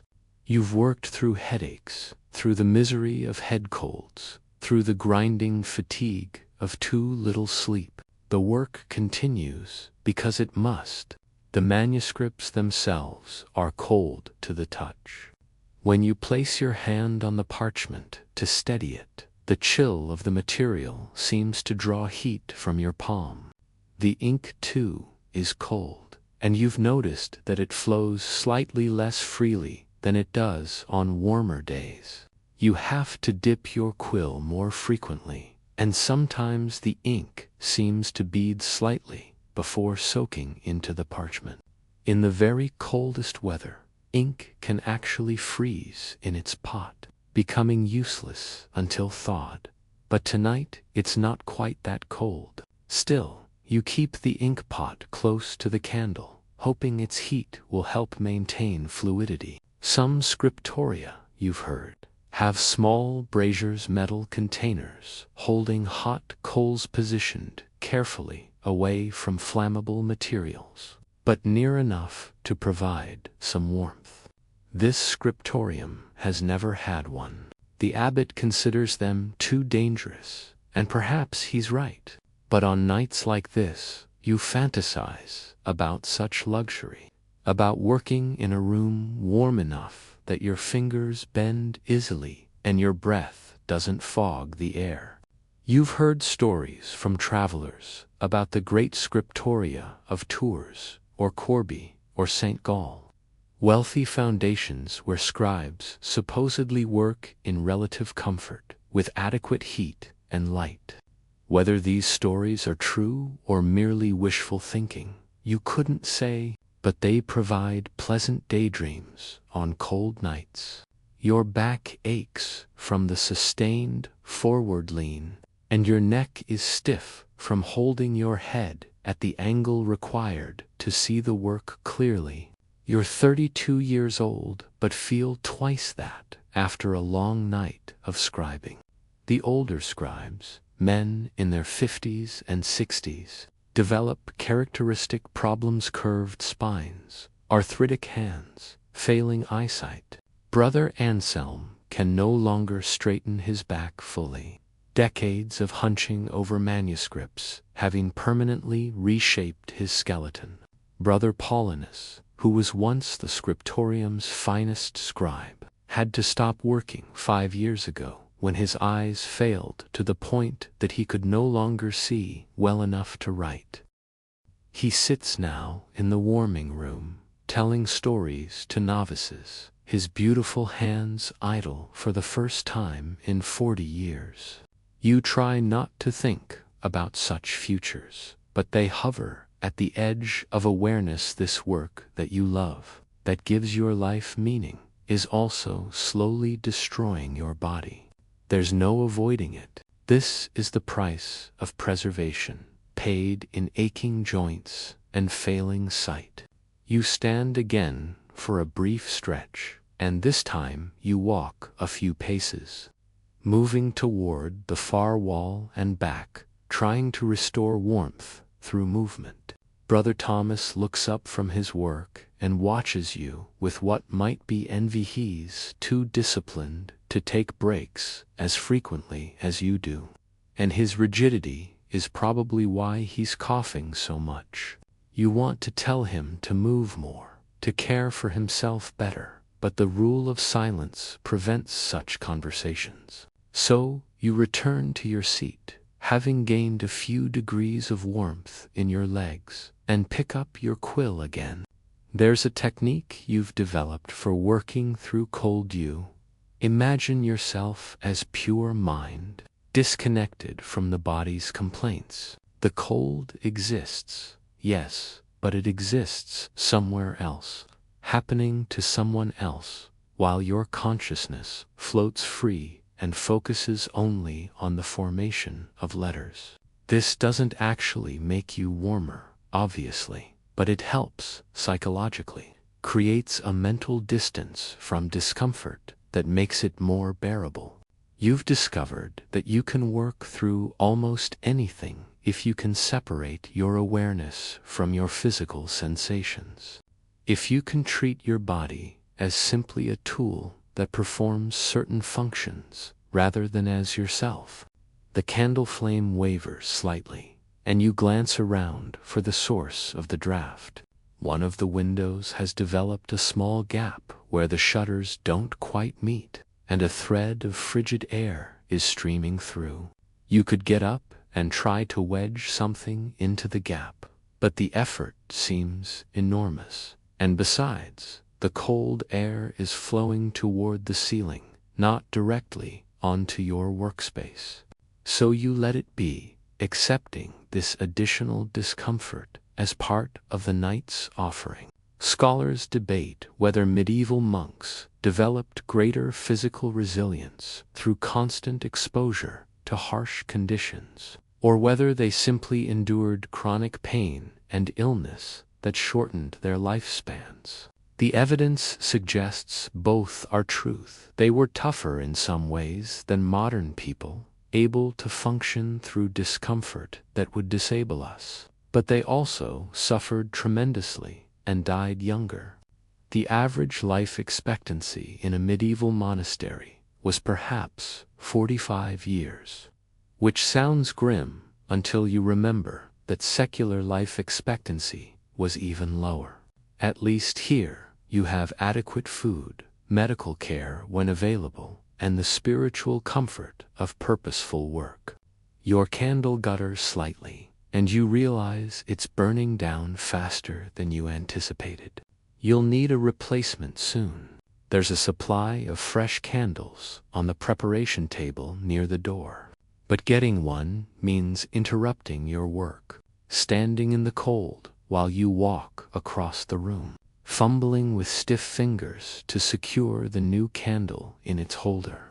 You decide to push a bit longer, to extract every last minute of light from this candle before replacing it.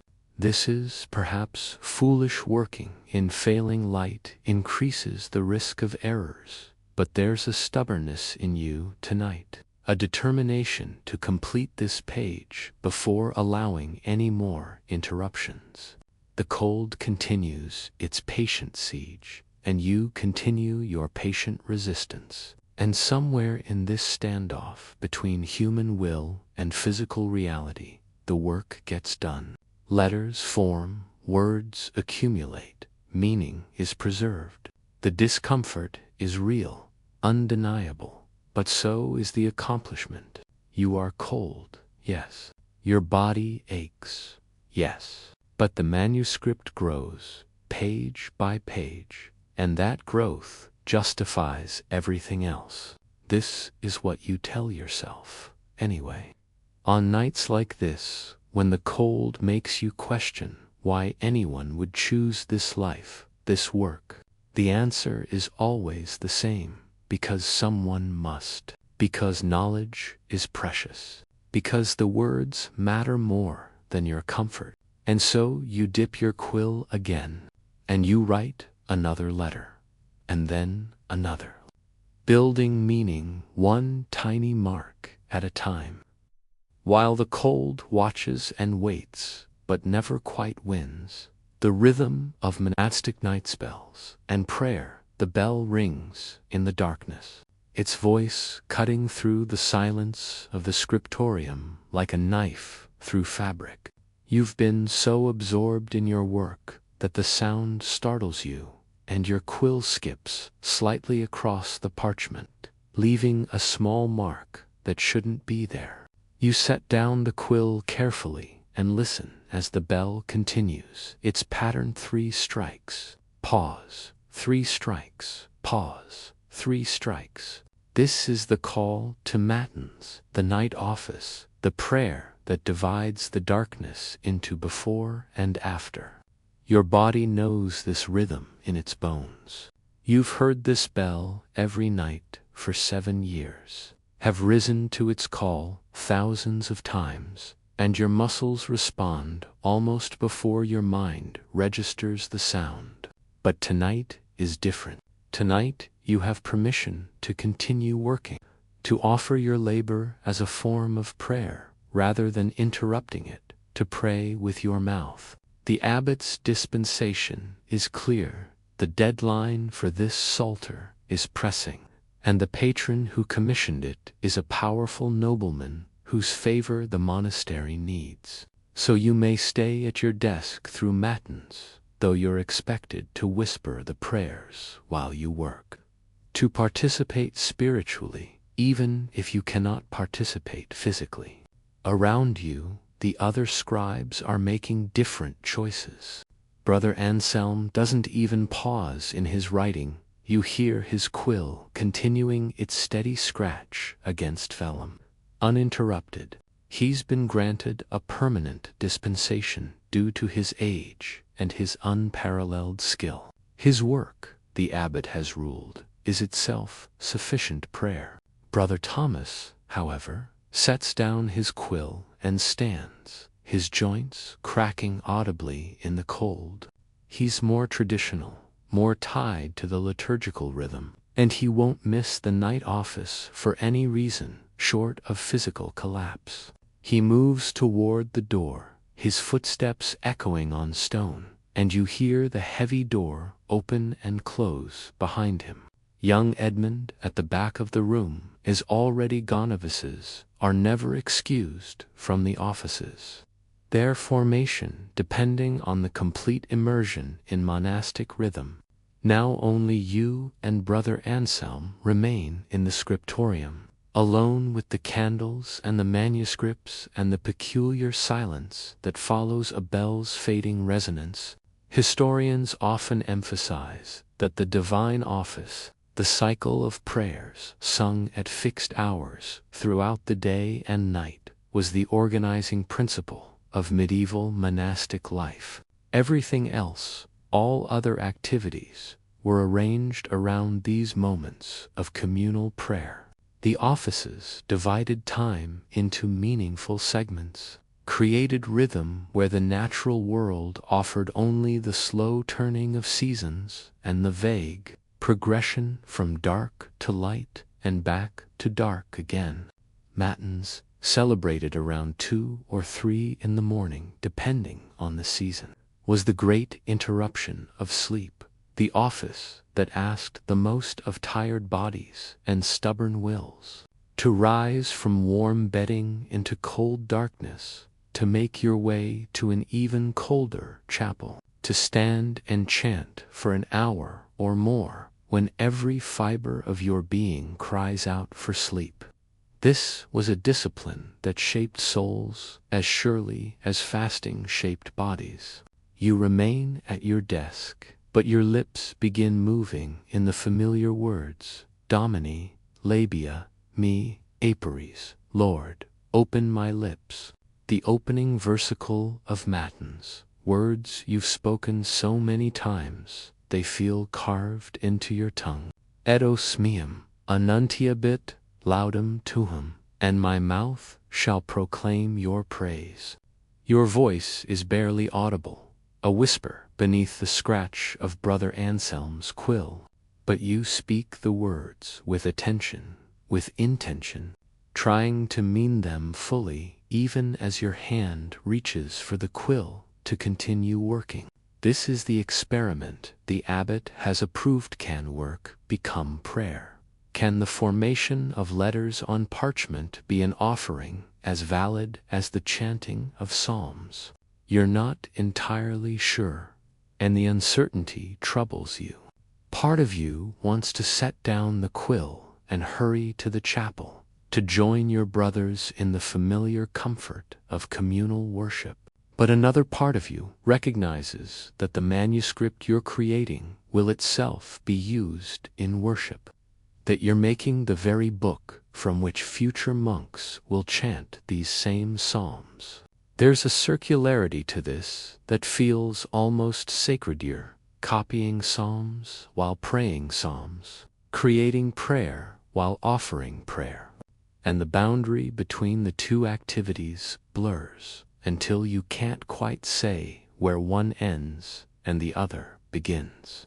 The psalms of matins begin, and you whisper them from memory while your hand continues forming letters on the page. Veneta exultamus Domino. Come, let us sing to the Lord. The irony strikes you. You're whispering about singing, alone in a room, while in the chapel your brothers are actually singing together, their voices blending into harmonies that rise toward the vaulted ceiling like incense. You feel the pull of that community, the deep human need to be part of something larger than yourself. And for a moment your hand pauses. Brother Anselm coughs quietly in the corner, a reminder that you're not completely alone, and somehow this helps. You're not abandoning the community. You're serving it in a different way. There's a quirky detail in some monastic customaries, rules, and traditions written down to guide community life that addresses exactly this situation. In certain monasteries, scribes working through the night offices were expected to stand for the gospel reading, even if they weren't in chapel, to mark that moment of heightened significance, even in solitude. You've adopted this practice, though it's not required here. When you reach the point in the office where the gospel would be read, you set down your quill, stand beside your desk, and whisper the gospel versicle with your full attention. It's a small gesture, easily overlooked, but it anchors you to the rhythm happening in the chapel, keeps you connected to the community even in separation. The structure of matins is complex, layered with antiphons and psalms, readings from Scripture and from the Church Fathers. Each night follows a pattern, but the specific content changes according to the liturgical calendar, the cycle of seasons and feast days that gives shape to the year. Tonight is an ordinary weekday in Advent, the season of waiting and preparation before Christmas. So the readings emphasize prophecy and anticipation. You know the structure well enough that you can follow along in your mind even without a book, can sense when the office is moving from psalms to readings, from readings to hymns. Your whispered prayers keep pace with the imagined progression, and you find a strange comfort in this parallel worship, this solitary participation in communal prayer. Scholars debate how consistently monks actually maintained the discipline of the divine office, whether the ideal of perfect attendance and fervent devotion matched the reality of tired men struggling through demanding schedules. The evidence is mixed. Some sources suggest remarkable dedication, with monks rising faithfully night after night for years. Other sources hint at widespread fatigue, at monks falling asleep during offices, at a certain mechanical quality to prayers repeated so often they lost meaning. The truth probably varied by monastery, by individual, by season and circumstance. Tonight You're doing your best to maintain presence and attention, but you can feel your mind wanting to drift, wanting to focus entirely on the manuscript and let the prayers become mere background noise. You resist this drift, pulling your attention back to the words, finding meaning in the familiar phrases. Domini, Deus meus, in te sparov, Lord my God, in you I have hoped. The psalm speaks to something real in your experience, the fundamental trust that this life makes sense, that the cold and discomfort and endless labor are not meaningless but are part of some larger pattern of purpose and redemption. Without this trust, without this hope that your work matters in ways beyond your understanding, the whole edifice would collapse. You'd be simply a man making marks on treated animal skin in a cold room in the middle of the night. But with faith, with prayer, with the integration of work and worship, you become something more, a participant in the great work of preserving and transmitting the sacred. A link in an unbroken chain stretching back to the first monks who copied the first Gospels. The bell rings again, marking the end of and you know that in the chapel your brothers are filing out, returning to the dormitory for a few more hours of sleep before lauds and the beginning of the workday. Brother Thomas will return to the Scriptorium soon, taking up his quill where he left off, and the work will continue. But for now, in this brief interval, you and Brother Anselm are alone, and the silence feels different somehow, more spacious, as if the prayers have cleared the air of something you couldn't name. You flex your fingers and realize that during the prayer time, you've maintained a slower pace of work. The letters you formed while praying are no less accurate than those formed before, but they feel different to you, imbued with intention that goes beyond mere technical skill. This is perhaps an illusion, perhaps wishful thinking. The ink doesn't know whether it was applied prayerfully or mechanically. The parchment doesn't care about your spiritual state, and yet you sense a difference. Something in the quality of attention you brought to the work, and you hope that this difference is real, that it matters. The rhythm of monastic life, you've learned, is not an imposition from outside, but a gift, a structure that prevents life from dissolving into chaos. Without the bells marking time, without the offices pulling you away from work at regular intervals, you might work until you collapsed, might lose yourself entirely in the task, and forget that you're more than a machine for producing manuscripts. The prayers remind you that you're human, that you're part of a community, that you exist in relationship to God and to others. Even when you pray alone, you're joining your voice to the voices of thousands of monks in hundreds of monasteries across Christendom, all chanting the same psalms at approximately the same hour, creating a wave of prayer that rolls across the continent following the sun. There's power in this unity, this simultaneous offering, and you feel connected to it, even here in your solitary corner of the Scriptorium. Brother Thomas returns, as you knew he would, moving quietly to his desk and resuming his work without a word. His face looks serene, refreshed by the prayer, despite the cold walk to and from the chapel. You exchange a brief glance, a moment of connection that acknowledges shared commitment, shared purpose. Then his eyes drop to his manuscript, and yours drop to yours, and the silence reestablishes itself. The working silence that's punctuated only by the scratch of quills and the occasional turning of a page in an exemplar. The offices will continue through the night and into the daylauds at dawn, prime in the early morning. terce at mid-morning, sext at noon, none in the afternoon, vespers, in the evening compline, at bedtime. 8 times a day, the bell rings, and the community gathers, and the rhythm pulses on, steady as a heartbeat, reliable as the tides. You'll participate in some of these offices in person and pray through others at your desk, always connected to the pattern, always moving within the structure that gives meaning to time.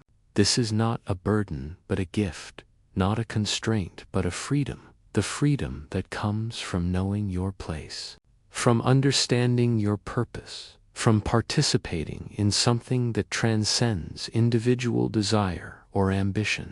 You pick up your quill and return to the text you're copying. But now the work feels different, charged with the prayer you've just offered, integrated into the larger rhythm of worship that defines your life. The letters forming under your hand are not just letters, but prayers made visible, devotion made permanent, the offerings of your body and mind rendered into marks that will endure long after your voice falls silent. In Lege Dominia meditabitur dies nocti, in the law of the Lord he meditates day and night. The psalm speaks of constant devotion, of a mind always turned toward the sacred, and you realize that this is what you're trying to achieve, not the impossible standard of uninterrupted prayer, but the integration of prayer into all of life, the transformation of work into worship and worship into work until the two become inseparable.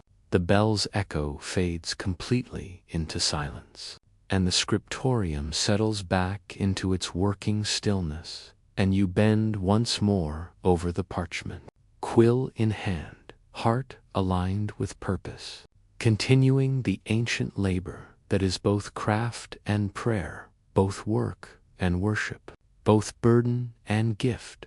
Illumination adding color and golduve completed another half-page of text, and now you reach a moment that transforms the work from mere copying into something approaching art. The exemplar shows that the next psalm should begin with an illuminated initial, large decorated letter D for Domini, surrounded by decorative flourishes and filled with brilliant color. This is not work you can rush through or accomplish in a state of fatigue. Illumination demands complete control, steady hands, perfect vision, and an attention to detail that exceeds even the care required for text.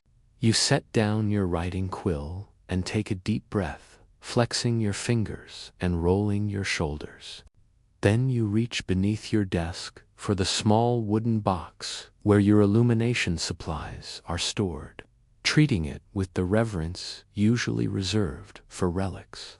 Historians often emphasize that illuminated manuscripts were not merely books but treasure objects, investments of resources and skill that placed them among the most valuable possessions a monastery could own.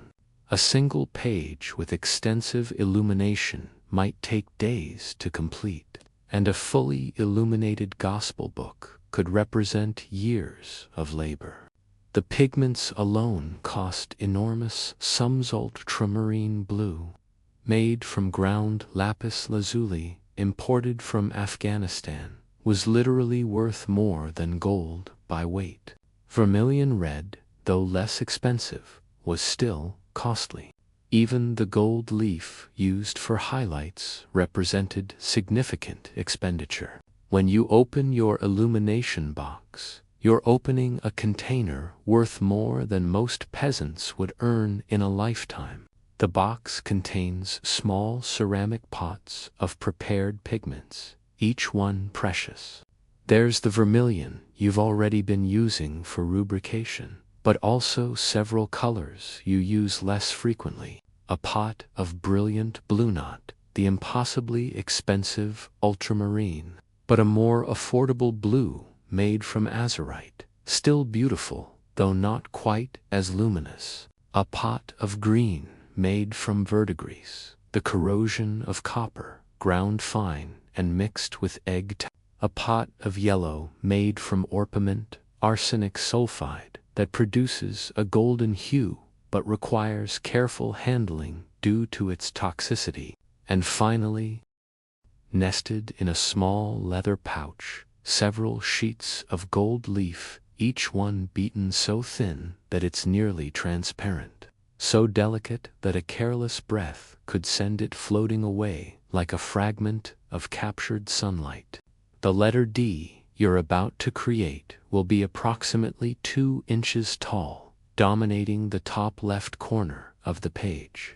The exemplar shows it filled with the brilliant blue, outlined in vermilion red, with small golden decorative elements extending from the verticals of the letter. The initial will contain within its curves a small illustration, a stylized tree, representing perhaps the tree mentioned in the psalm, the one planted by streams of water. This kind of decorative program is not arbitrary. Every element carries meaning, connects the visual to the textual, invites the reader into deeper contemplation of the scripture.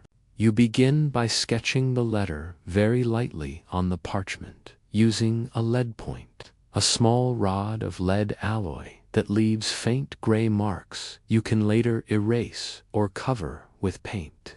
The lead point requires a delicate touch. Too much pressure and you'll score the parchment permanently. Too little and the mark won't be visible enough to guide your painting. You've practiced this balance for years, and your hand moves with confidence, tracing the outline of the D in smooth curves. The letter needs to be perfectly proportioned, its curves mathematical in their precision, because any asymmetry will be glaringly obvious once color is applied.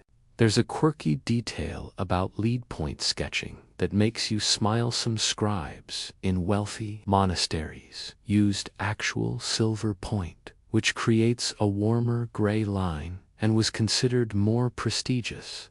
You've heard Brother Anselm tell stories about his training in a larger monastery where silver point was standard for illumination work, where scribes were expected to maintain a whole toolkit of precious metal points. Here, in this smaller foundation, lead point is perfectly adequate, and you've never felt deprived by the lack of silver. The tool doesn't make the artist, after all. Though it's human nature to sometimes wish for better materials, to imagine that craft would be easier with finer instruments. With the D sketched to your satisfaction, you turn to mixing the blue pigment. The azurite in its pot is dried powder, and you need to create paint by adding binding medium, in this case, egg tempera, made from egg yolk, mixed with a small amount of water. You crack a tiny ceramic container that holds prepared egg yolk, already separated from the white and mixed with a few drops of vinegar to prevent spoiling. Using a small brush made from squirrel hair, you transfer a drop of the yolk into a smooth ceramic palette, then add a pinch of the blue powder. The mixing is meditative work, grinding the powder into the liquid with the brush handle, working it until no dry particles remain and the color is smooth and consistent. Too much egg yolk and the paint will be glossy and thick, drying raised from the surface. Too little, and it won't bind properly, flaking off when the parchment is handled. You're aiming for a consistency like thin cream, liquid enough to flow from the brush, but thick enough to provide solid color coverage. The blue, as you mix it, transforms from powder to paint, and the color deepens, becomes luminous. Even this azurite blue, less precious than ultramarine, is breathtakingly beautiful, a color unlike anything found in nature around you. The sky is never quite this vivid, this saturated. Flowers might approach it, but even the brightest cornflower doesn't have this intensity. This is a color that announces itself, that demands attention, that transforms the page from document to artwork. You clean your finest brush, a tiny implement with just a few hairs at its tip, and load it carefully with the blue paint. Then, with breath held, you touch brush to parchment and begin filling the letter D. The paint flows onto the vellum, which has been sized to receive it, and the color spreads slightly before settling. You work from the inside edges of the letter outward, keeping the paint within the boundaries you've sketched. This requires absolute steadiness. Any tremor in your hand will create a wobble in the edge. Any distraction will cause the brush to wander outside the lines. The cold makes this work more difficult because cold fingers are less precise, more prone to sudden movements. But you've trained through cold before, have learned to compensate, to move slowly enough that muscle stiffness doesn't betray you. The first layer of blue goes down, and already the letter begins to glow with color. But one layer isn't enough. The paint is slightly translucent, and you can still see the cream color of the parchment showing through in places. So you wait, forcing yourself to be patient while the first layer dries. This takes perhaps 10 minutes in the cold air of the scriptorium, though it would dry faster in warmer conditions. You use this waiting time to prepare the vermilion for the outline, mixing it in the same way you mixed the blue, though you use a different brush and a different area of your palette to prevent any contamination of colors.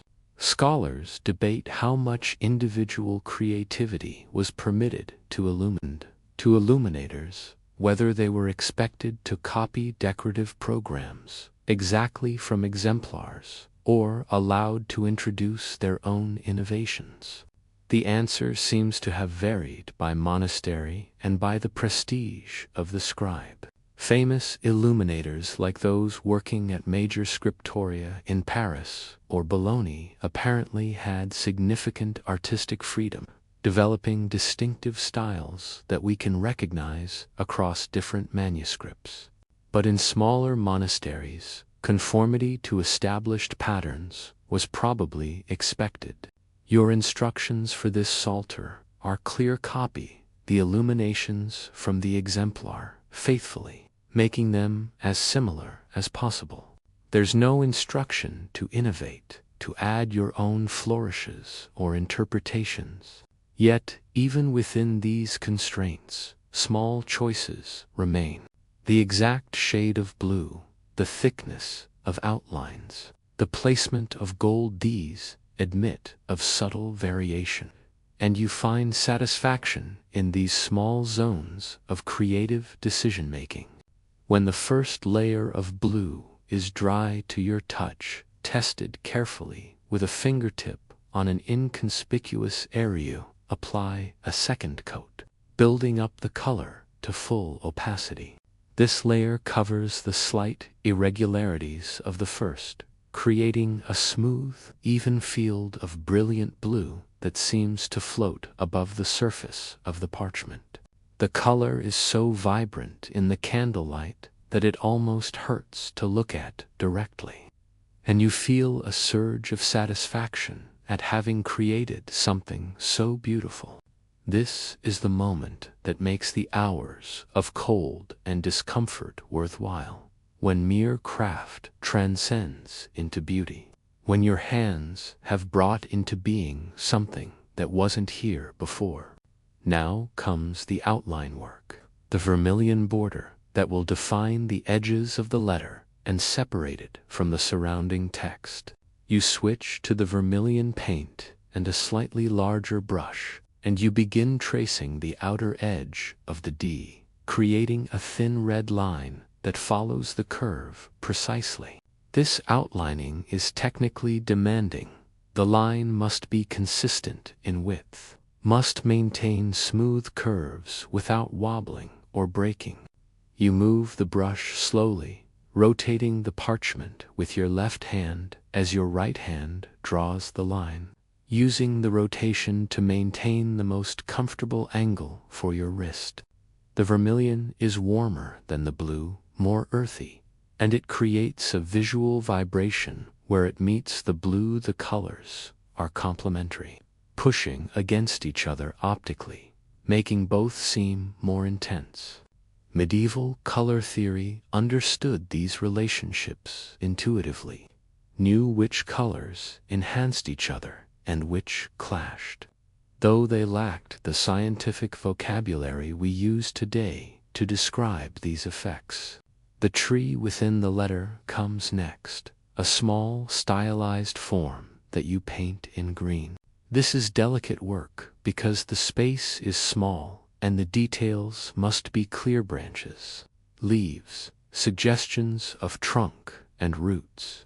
You're not aiming for botanical realism, but for symbolic representation, something that reads clearly as tree while fitting harmoniously within the decorative scheme.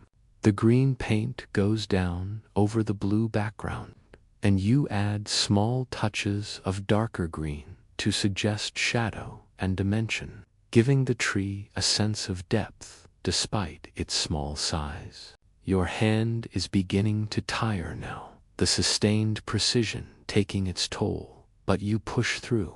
The illumination is nearly complete, only the gold remains. Gold leaf application is perhaps the most nerve-wracking part of illumination work, because gold is so expensive that mistakes feel catastrophic. You've wasted gold before, seen precious metal float away on an errant draft or tear as you tried to apply it, and each loss felt like a small tragedy. But you've also learned, through practice and occasional failure, the technique that minimizes waste. The gold will be applied to 3 small areas: decorative knots or flourishes, extending from the vertical strokes of the D. These areas are first prepared with a substance called glaire, made from beaten egg white that has been allowed to settle overnight until it becomes clear and slightly sticky. You've already applied this glaire earlier in the evening, painting it onto the specific areas where gold will go, and it's now tacky to the touch, perfect for receiving the gold. Using a brush barely damp with breath, you breathe on it to provide just enough moisture. You pick up a tiny fragment of gold leaf from its protective sheet. The gold is so thin it's almost weightless, so fragile it tears if you're not infinitely gentle. You position it over the first prepared area and lower it carefully, allowing it to settle onto the tacky glaire. The gold adheres immediately, clinging to the glaire with surprising tenacity. Using a dry brush, you press the gold gently into place, then use a clean, dry brush to remove the excess gold around the edges, leaving only the shaped flourish covered in gleaming metal. The effect is instantaneous and dramatic. Where before there was painted decoration, now there's actual light. The gold catches the candle flame and throws it back, creating a point of brilliance that draws the eye irresistibly. This is why gold was used in sacred manuscripts, not merely for its material value, but for its symbolic value. Gold doesn't tarnish, doesn't fade, remains pure and brilliant across centuries. It represents the divine light, the incorruptible glory of heaven made manifest on the page. To pray from a manuscript illuminated with gold is to encounter this light in physical form, to have your meditation on Scripture enhanced by beauty that points beyond itself toward transcendent reality. You repeat the process with the other 2 areas designated for gold, working with intense concentration, and both applications succeed without mishap.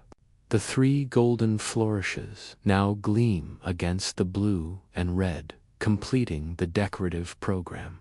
The letter D is finished, a small masterpiece of color and craft, a jewel embedded in the text, a visual celebration of the Psalm's opening word. The whole illumination has taken you nearly an hour in which you've barely moved, barely breathed, conscious of nothing but color and form and the steady hand required to create beauty on a scale measured in inches. You sit back and look at your work, and despite your exhaustion, despite the cold and the late hour, you feel deep satisfaction. This letter will outlast you by centuries. Future monks will chant from this book, and their eyes will fall on this decorated D, and perhaps for just a moment they'll feel a spark of joy at its beauty, will be drawn deeper into prayer by its visual splendor. You'll never know. Those monks will never hear their voices or know their names. But you've created something for them, left them a small gift across the abyss of time. Brother Anselm has been watching from his corner, and now he nods once a small gesture of approval that means more than elaborate praise.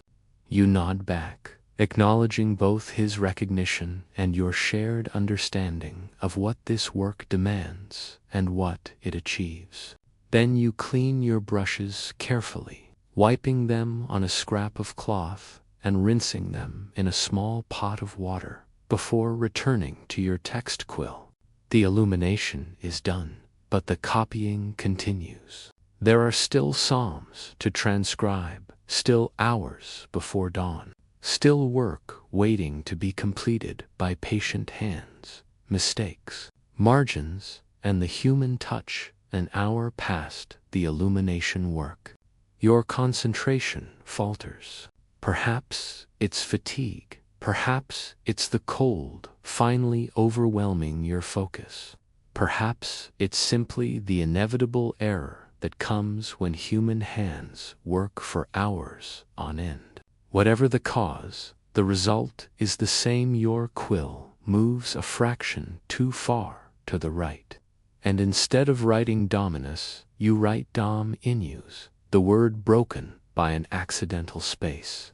You stop immediately, quill hovering over the parchment, and stare at the mistake with a sinking feeling in your stomach. It's a small error, easy enough to correct, but it's still a failure. A moment when your skill proved insufficient, when the ideal of perfect copying encountered the reality of human limitation. Historians often point out that medieval manuscripts are full of such errors, visible testaments to the humanity of their creators. Modern readers sometimes imagine that scribes worked with machine-like precision, never erring, never wavering, but the manuscript evidence tells a different story. Words are crossed out, letters scraped away and rewritten, marginal notes acknowledge mistakes. Some errors were caught and corrected, others slipped through and were only discovered by later readers who sometimes added their own correction notes in different ink. The accumulation of these small human moments across centuries creates a palimpsest of effort, a layered record of trying, failing, and trying again. You reach for your knife, the same wickedly sharp blade you use to cut quills, and carefully begin scraping at the errant letters.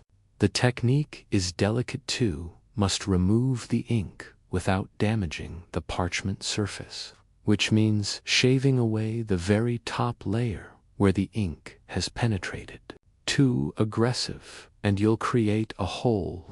Too timid, and ink will remain, creating a shadow that mars the corrected text. You work slowly, the blade angled almost parallel to the parchment, using light strokes that gradually wear away the ink.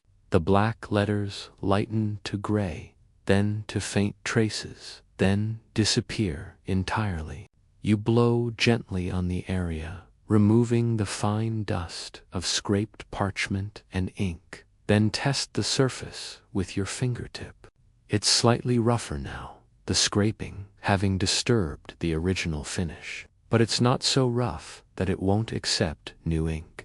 You take your pounce the pumice powder used for preparing parchment and rub just a bit onto the scraped area with a cloth, smoothing it, preparing it to be written on again. Then you redip your quill and carefully write Dominus properly, the letters forming in the space where the error used to be. The correction is nearly invisible. You have to know where to look to see that anything was changed. And even then, you can only detect a slight difference in how the ink sits on the surface. This is the goal of correction work, to make mistakes disappear so completely that future readers never know they happened. In a way, this is a kind of dishonesty, a pretense that the work emerged perfectly formed from the scribe's hand. But it's also a service to the text, ensuring that what's transmitted forward contains as few errors as possible, that the corruption of copying is minimized even though it can never be entirely eliminated.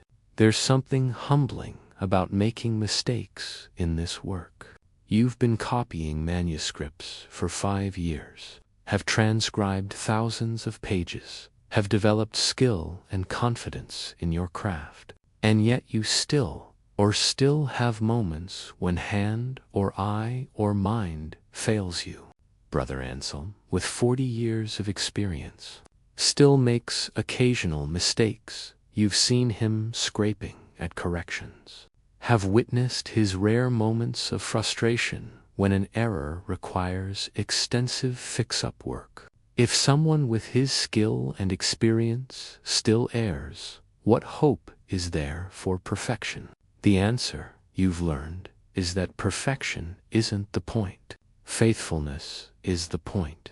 The willingness to continue trying despite inevitable failures is the point. The commitment to correct errors rather than letting them stand is the point. The work doesn't require superhuman perfection.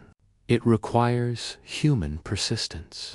As you continue copying, now hyper-aware and trying to prevent further errors, your eye catches something in the margin of the exemplar you're copying from. It's a small note, written in a different hand, probably from the original scribe who created this exemplar generations ago. The note says simply, "Thin ink, tired hand, pray for me." You smile at this tiny voice from the past. This anonymous scribe reaching across decades to complain about working conditions and ask for prayers. The note wasn't meant for you specifically. It was written long before you were born, but it speaks to you anyway, acknowledging the shared experience of this work, the universal struggles of cold fingers and failing light, and the strain of sustained concentration.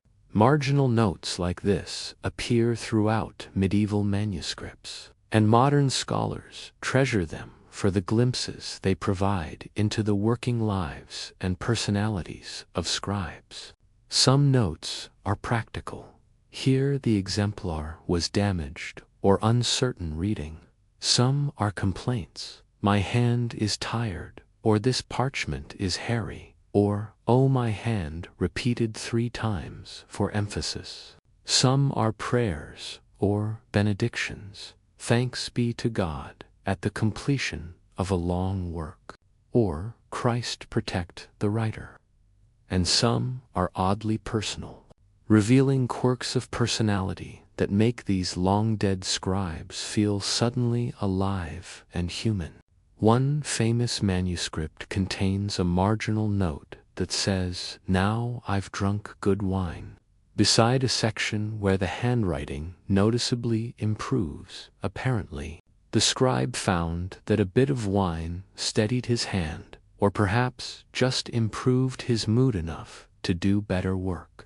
Another manuscript contains a small drawing of a cat, with a note explaining that the cat walked across the wet page, and the scribe decided to memorialize the incident rather than trying to erase the paw prints.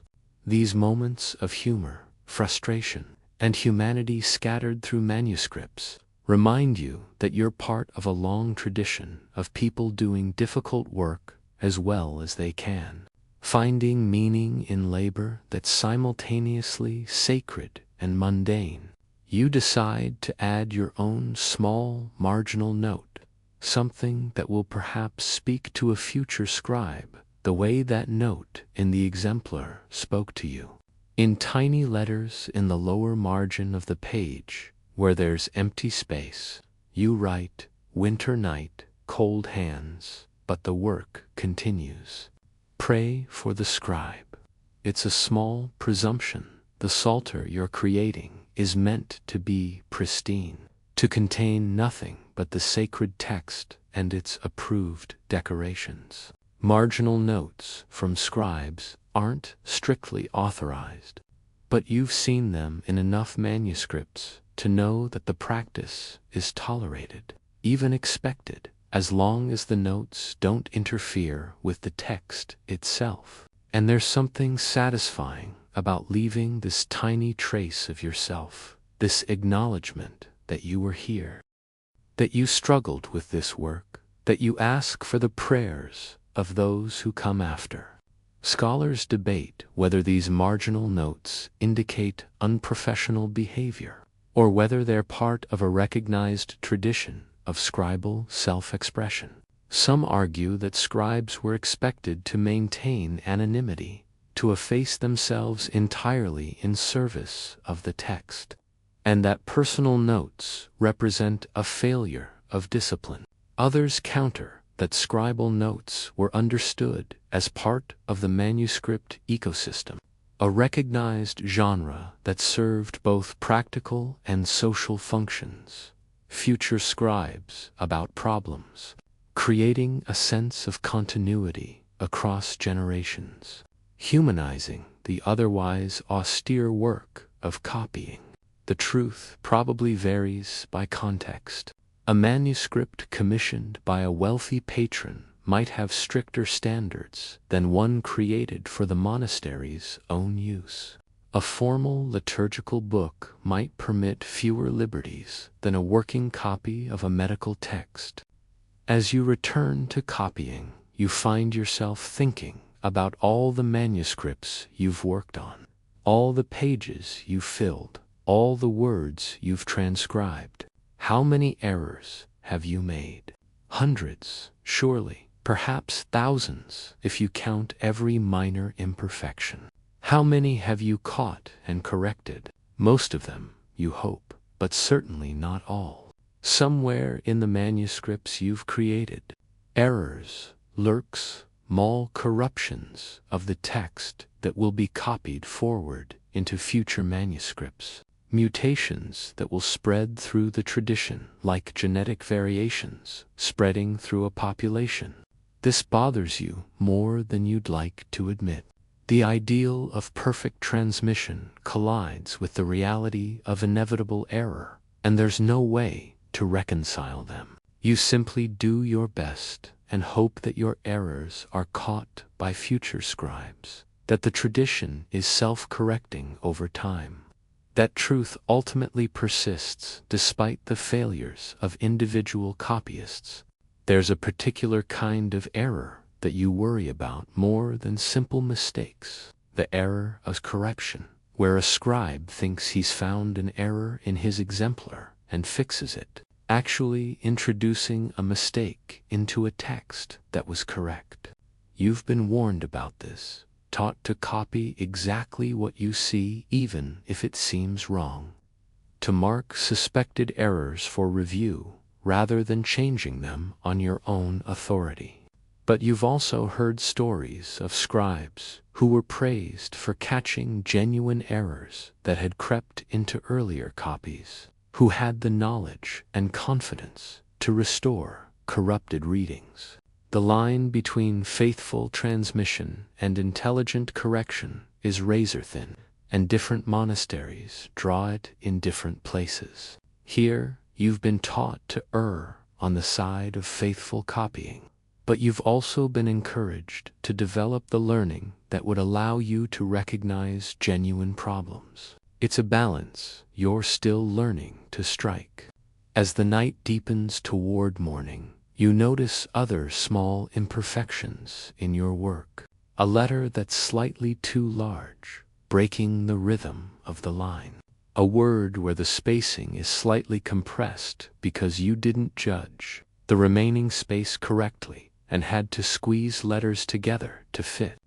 A decorative flourish that's not quite as elegant as you intended. The curve wobbling slightly where your cold hand trembled. None of these are errors. Exactly, its text is accurate. The meaning is clear. But they're imperfections, moments where the execution fell short of the ideal you hold in your mind. You could scrape and redo some of these, but at some point you have to accept that good enough is sufficient, that the pursuit of absolute perfection would mean never completing anything. The manuscript needs to be finished, not perfect. It needs to be usable, not flawless. And so you let these small imperfections stand, marking them mentally as lessons for future work, areas where you can improve, but not allowing them to paralyze you with self-criticism. There's a quirky tradition you've heard about from other monasteries, where scribes would deliberately include a small error in their work as an act of humility, a recognition that only God is perfect, and that human pride in flawless work might itself be sinful.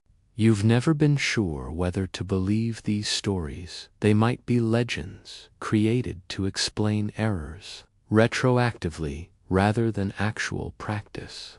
But there's something appealing about the idea, something that acknowledges the inevitability of human limitation while also sanctifying it, transforming failure from shame into offering. Whether or not you believe in deliberate errors, you certainly believe in accidental ones, because you keep making them despite your best efforts. Brother Thomas, beside you, suddenly makes a sound of frustration, and you glance over to see him scraping vigorously at his parchment. Whatever error he made must be significant, requiring extensive correction work. You feel a wave of sympathy. You've been there, have had moments where a lapse of attention resulted in writing the wrong word entirely, or skipping a line of text, or duplicating a phrase.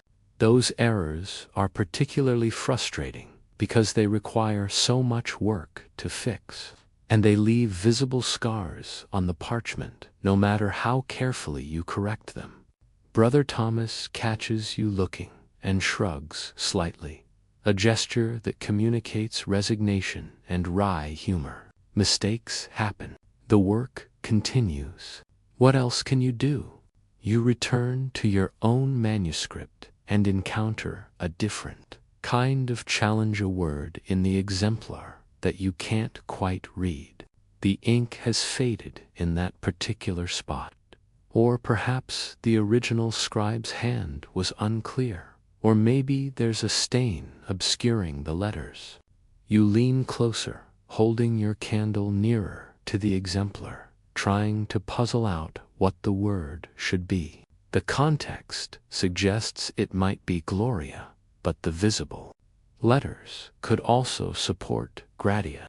The difference is significant. Glory versus grace, and you can't simply guess without risking corrupting the text. This is exactly the situation you've been trained to handle carefully.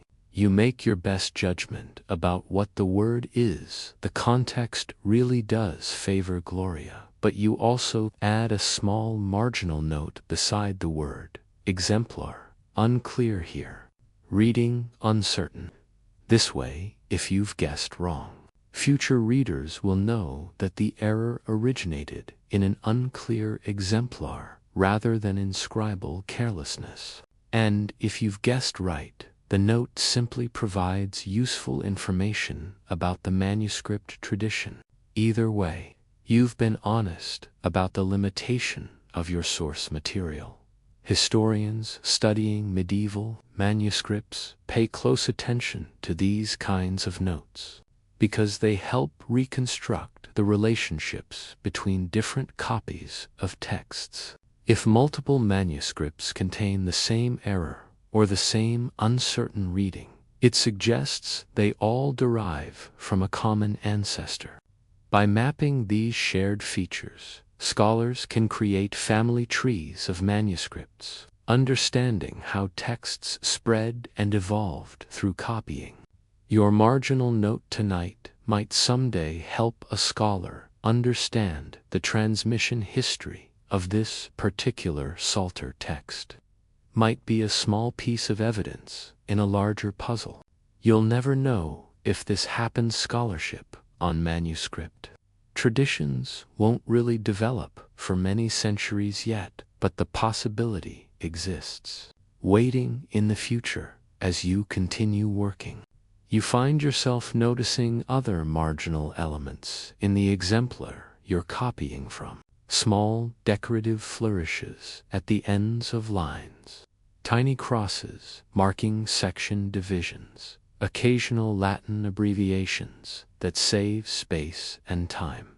You're copying all of these faithfully, reproducing not just the words, but the entire visual program of the manuscript.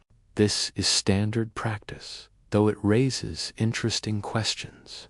If you copy an error from your exemplar, are you responsible for that error? The answer seems to be both yes and no. Yes, you should have caught it and marked it as uncertain, but no.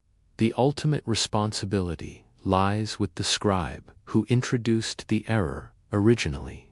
This shared responsibility across generations of copying creates a complex moral landscape where fault is distributed rather than concentrated, where the tradition itself becomes more important than any individual contribution to it. You think about the chain of transmission that led to the exemplar you're copying from tonight. Someone created the original text in the case of Psalms. That would be King David himself, according to tradition.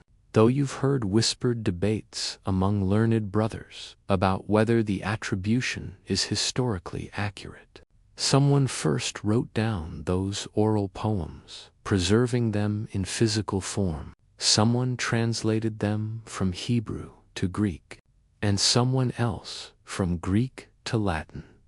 Then generations of scribes copied the Latin text, introducing small changes at each iteration, correcting some errors while introducing others, until the manuscript tradition became a complex web of relationships rather than a simple straight line. Your exemplar represents one thread in that web, and the manuscript you're creating tonight will become another thread, connected to its parent but also capable of spawning its own descendants. If future scribes copy from your work, there's something both humbling and empowering about this realization. Humbling because your individual contribution is so small, just one link in an enormous chain. Empowering because that link matters. The chain only holds if every link does its job. You're not creating scripture tonight, you're transmitting it. But transmission is itself a sacred act, a form of service that requires skill and dedication and the willingness to subordinate ego to accuracy. The best scribe is the invisible scribe, the one whose work is so faithful to the original that readers never think about the copying process at all.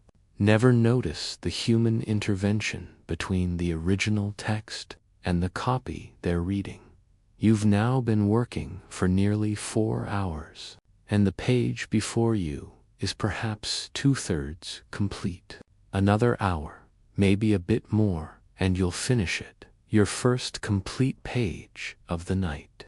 The progress feels simultaneously too slow and surprisingly rapid. Too slow because you're conscious of the many pages still ahead, the weeks of work required to complete the entire Psalter, but surprisingly rapid because 4 hours have somehow passed in what felt like much less time.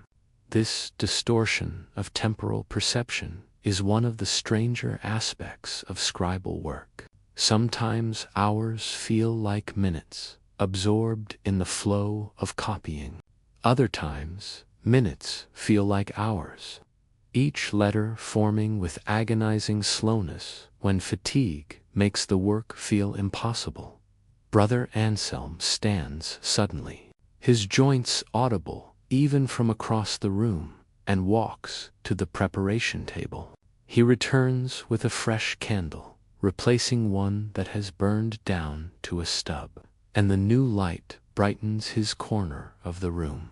You realize your own candle is getting low as well, and you'll need to replace it soon. The management of light is part of the rhythm of the night, the steady progression through candles marking time as surely as the bells marking the offices. You've burned through perhaps 3 candles already tonight, and you'll need at least 2 more before dawn. Each candle represents costa, beeswax purchased, or the monastery's own production, diverted from other uses, but also necessity. There's no working in the dark, no copying by moonlight or starlight. The work demands light, and so light must be provided, regardless of cost. Your hand cramps suddenly, a sharp pain in the muscles between thumb and forefinger where they grip the quill. You set down the pen and flex your fingers, massaging the cramped muscles, waiting for the spasm to pass. This happens to every scribe, the inevitable result of sustained gripping and fine motor control. Some scribes develop permanent contractures, their hands freezing into claw-like shapes that make it difficult to do anything other than hold a pen. You've learned to take breaks, to flex and stretch, to alternate between intense work and brief rest, trying to preserve your hands for the long career you hope to have. But even with precautions, the wear accumulates, the small damages adding up over time as you wait for the cramp to ease. You look at the page before you with fresh eyes, seeing it as a whole rather than as a sequence of individual letters. It's beautiful, you realize with surprise. The text sits evenly on the page, the letters marching in neat rows, the margins properly proportioned, the illuminated D glowing with color at the top. This is good work, work you can be proud of, work that will serve its purpose well. The small errors you've worried about are invisible in the larger context, absorbed into the overall success of the page. This is a useful perspective. You think sometimes you need to step back from the details and assess the whole, to see the forest instead of obsessing over individual trees, and you pick up your quill again, dipping it in ink that's getting low in its pot. You'll need to refill from the larger supply container soon. Another small task in the constant maintenance that the work requires, but not yet. There's still enough ink for another few lines, and you want to maintain momentum, to push through to the completion of this page before allowing yourself any significant break. The finish line is close now, close enough to taste, and you're determined to reach it. Your quill moves across the parchment, forming the familiar letters. And you let yourself sink back into the meditative state where thought dissolves into action, where the self becomes simply a vehicle for transmission. Mistakes may come, imperfections may accumulate, but the work continues, patient and persistent, building meaning one small mark at a time. This is what it means to be a scribe, not to be perfect, but to be faithful, not to create without error, but to serve despite error, to participate in the great work of preservation, knowing that your contribution will be flawed, but hoping that it will also be sufficient, that the text will survive your handling of it and pass forward to the next generation, carrying its meaning intact through your imperfect but devoted service. Dawn approaches, finishing and rest. First hint of dawn comes not as light, but as sound, a rooster crowing somewhere beyond the monastery walls, its voice carrying through the cold air, announcing the world's return to wakefulness. You pause in your writing, quill hovering above the parchment, and listen. The sound feels impossibly distant, a reminder that beyond these stone walls, beyond this small circle of candlelight and concentration, an entire world exists, full of farms and villages, and lives being lived in patterns utterly different from your own. For a moment, you feel the strangeness of your choice, the peculiarity of spending the night making marks on treated animal skin, while others sleep in warm beds beside their wives, while children dream in their parents' homes, while the ordinary business of human life proceeds without reference to manuscripts or monasteries or the preservation of ancient texts. But the moment passes, and you return to your work. The final line of the page awaits completion. Just 5 more words to copy, and then this page will be done. Your hand moves with renewed focus, forming each letter with care despite the accumulated fatigue of hours. The letters emerge from your quill, perhaps a bit less elegant than those you formed at the beginning of the night, when your hand was fresh and your mind was sharp, but they're still legible, still accurate, still sufficient. You complete the final word, prosper a bitter. It shall prosper, and lift your quill from the parchment. The page is finished. You set down the quill and simply look at what you've created. 1 full page of text, approximately 30 lines, perhaps 300 words, 1 large illuminated initial, several smaller decorated capitals, all completed in approximately 5 hours of sustained work. By modern standards, this would seem absurdly slow, inefficient to the point of comedy. But you're not working by modern standards. You're working by the standards of your time and place, where every book is precious because every book is made by hand, where speed is less important than accuracy, where the goal is not productivity but permanence. Historians often calculate that a scribe working full-time might produce 3 to 4 pages per day, meaning a complete manuscript of 200 pages would require about 2 months of dedicated work. But full-time is misleading in a monastic context. Scribes weren't working 8-hour shifts. They worked in the hours between the offices, between the meals, between the other duties of monastic life: gardening, cooking, maintenance, prayer. The actual working time might be only 3 or 4 hours per day, scattered across the daylight hours when vision was best. Night work, like tonight's, was the exception rather than the rule, reserved for urgent commissions or scribes with special dispensation. So that 200-page manuscript might actually take 4 or 5 months to complete, sometimes longer if the work was especially elaborate. One small victory in a war of attrition, one small step in a journey that will take months, but it's complete, and in its completion it demonstrates that the larger task is possible. If you can finish one page, you can finish another, and then another, until eventually the entire psalter is complete. This is how large tasks are accomplished, not through heroic bursts of effort, but through steady, patient accumulation of small completions. The realization brings you a measure of peace, a sense that despite the cold and fatigue and the hours still ahead in this commission, the work is manageable, is being managed, will be completed in its time. You hear movement beside you and turn to see Brother Thomas also finishing his page.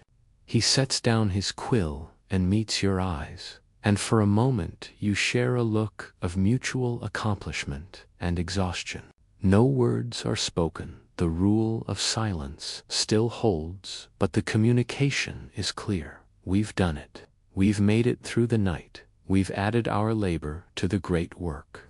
Brother Anselm in his corner has already finished what he was working on and has begun carefully covering his manuscript with a clean cloth, protecting it from dust and light until he returns to it later.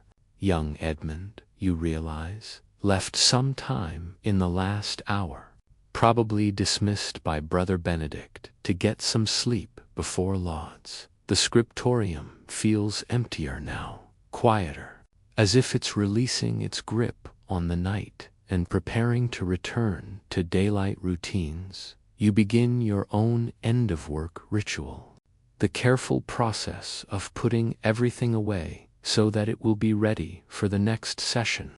First, you clean your quill, wiping it carefully on a cloth to remove all traces of wet ink. Some scribes throw away quills after each use, but you're more frugal, or perhaps just more attached to your tools.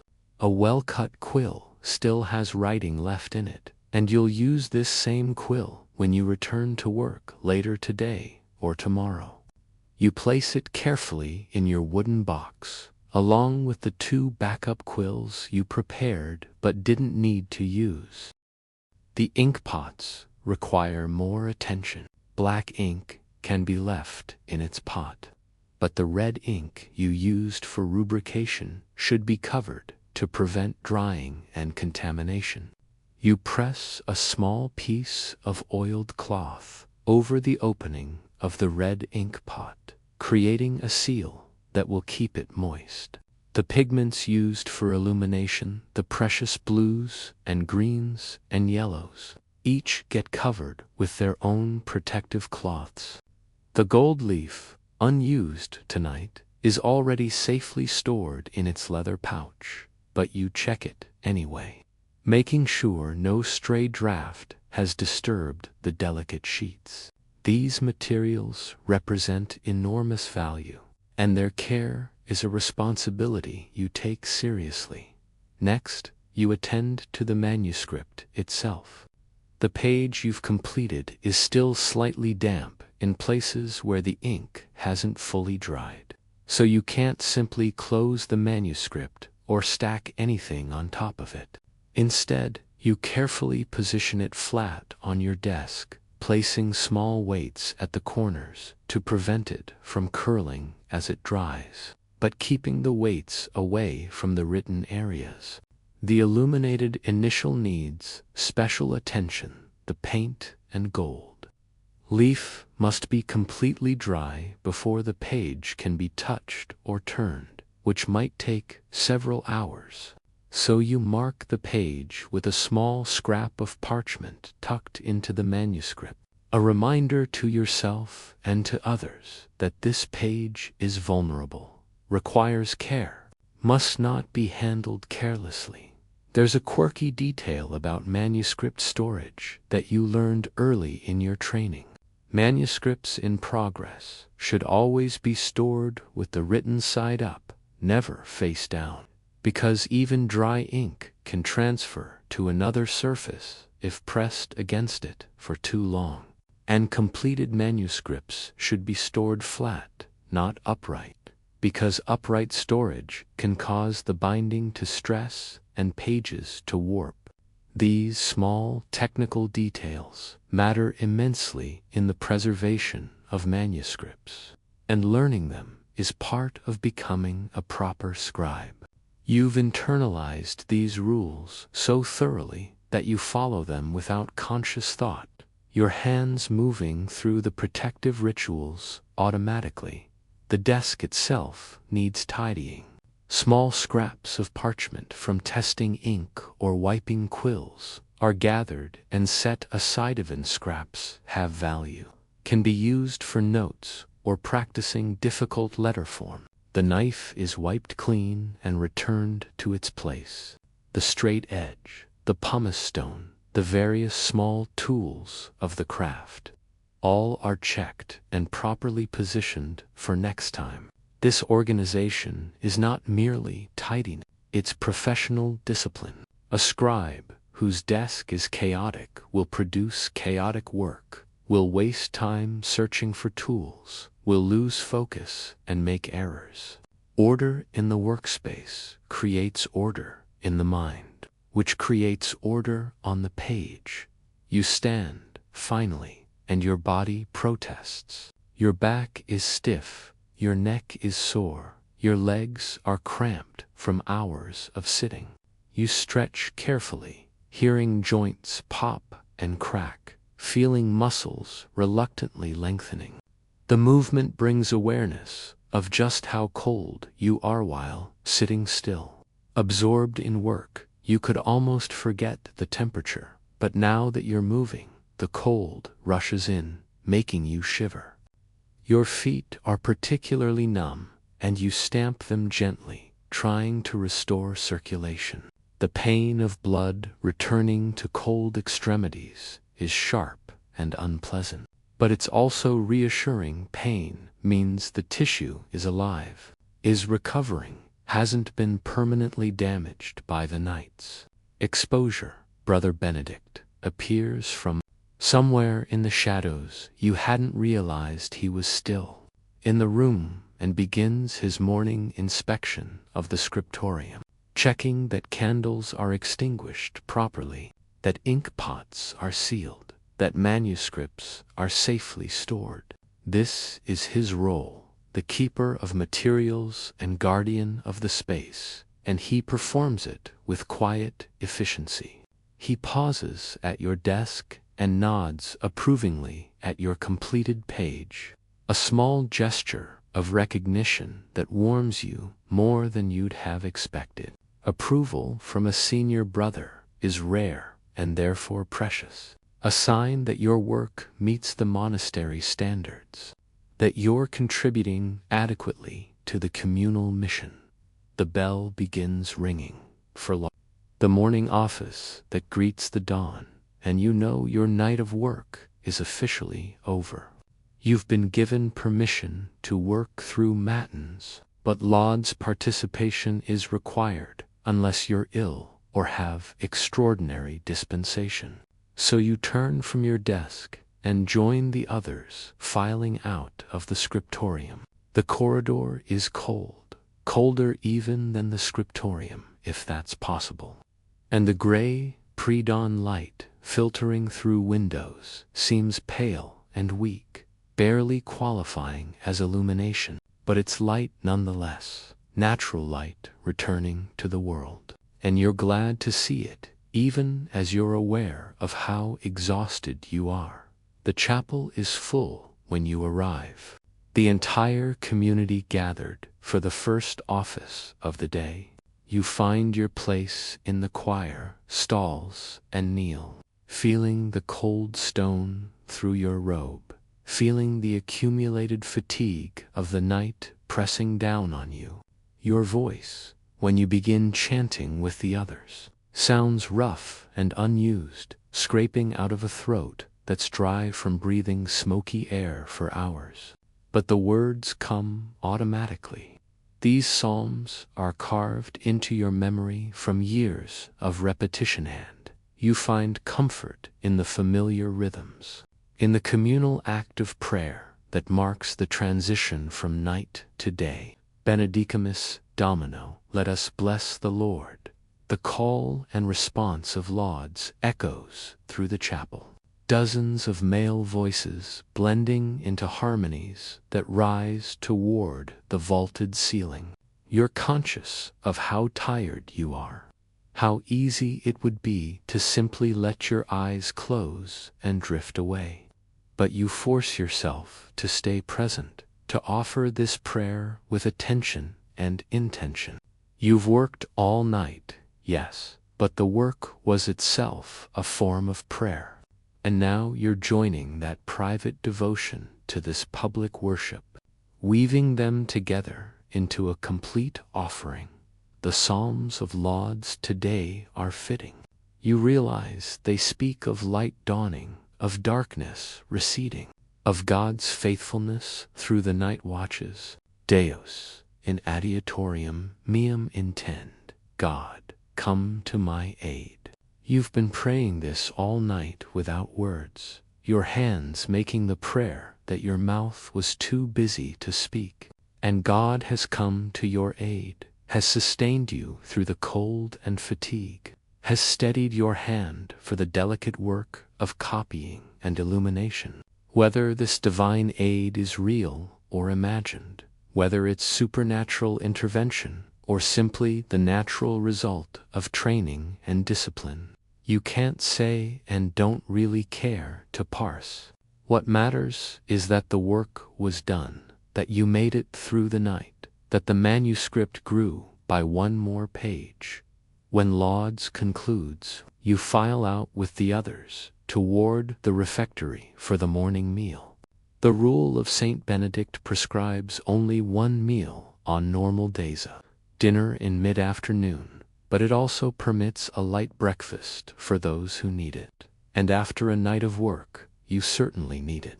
Bread and ale appear on the long wooden tables, and you eat mechanically, barely tasting the food, focused only on getting something into your empty stomach. Brother Thomas sits across from you, and you exchange a brief glance of solidarity. You both look terrible. You imagine faces drawn with fatigue, eyes shadowed, movements slow and stiff. But you both completed your work, both added pages to your respective manuscripts, both fulfilled your obligations. After the meal, you're finally released to rest. The dormitory is empty now. Everyone else already up and beginning their daily tasks, so you have the long room to yourself. Your bed is a simple affair, wooden frame with a mattress stuffed with straw, a wool blanket, a small pillow. It's not comfortable by any objective standard, but right now it looks like paradise. You remove your sandals and lie down fully clothed, too tired to bother with undressing, and pull the blanket over yourself. The transition from waking to sleeping is nearly instantaneous. One moment, you're aware of the straw mattress beneath you, the wool blanket over you, the cold air on your face. The next moment, you're gone, dropping into sleep like a stone dropped into deep water. There are no dreams, or if there are, you'll remember nothing of them. There's only the deep black nothing of complete exhaustion, finally met with the opportunity to rest. You'll sleep for perhaps 3 or 4 hours, and then the bell will wake you for sext, the noon office. And after that, you'll have dinner and attend to other duties. You might return to the Scriptorium later in the afternoon when the light is good. Might add another page to the Psalter, or you might rest more if your body demands it. Tomorrow, the cycle will begin again, and the day after that, and the day after that, until the Psalter is complete. until the next commission arrives. Until your eyes finally fail or your hands can no longer grip a quill or death comes to release you from your labors. But that's all future. Right now, in this moment, there's only sleep, and it comes as mercy, as reward, as the necessary restoration that will allow you to rise and work again. Your last conscious thought is a prayer of gratitude for the work completed, for the rest now granted, for the peculiar life you've chosen that shapes your days around manuscripts and prayer, around the patient labor of preservation that connects past to future through the humble act of making marks on parchment. The dormitory is silent except for your breathing, deep and slow. Somewhere beyond the walls, the monastery continues its routines. Brothers working in the gardens, in the kitchen, in the workshops. The world outside continues. Two farmers in their fields, merchants on their roads.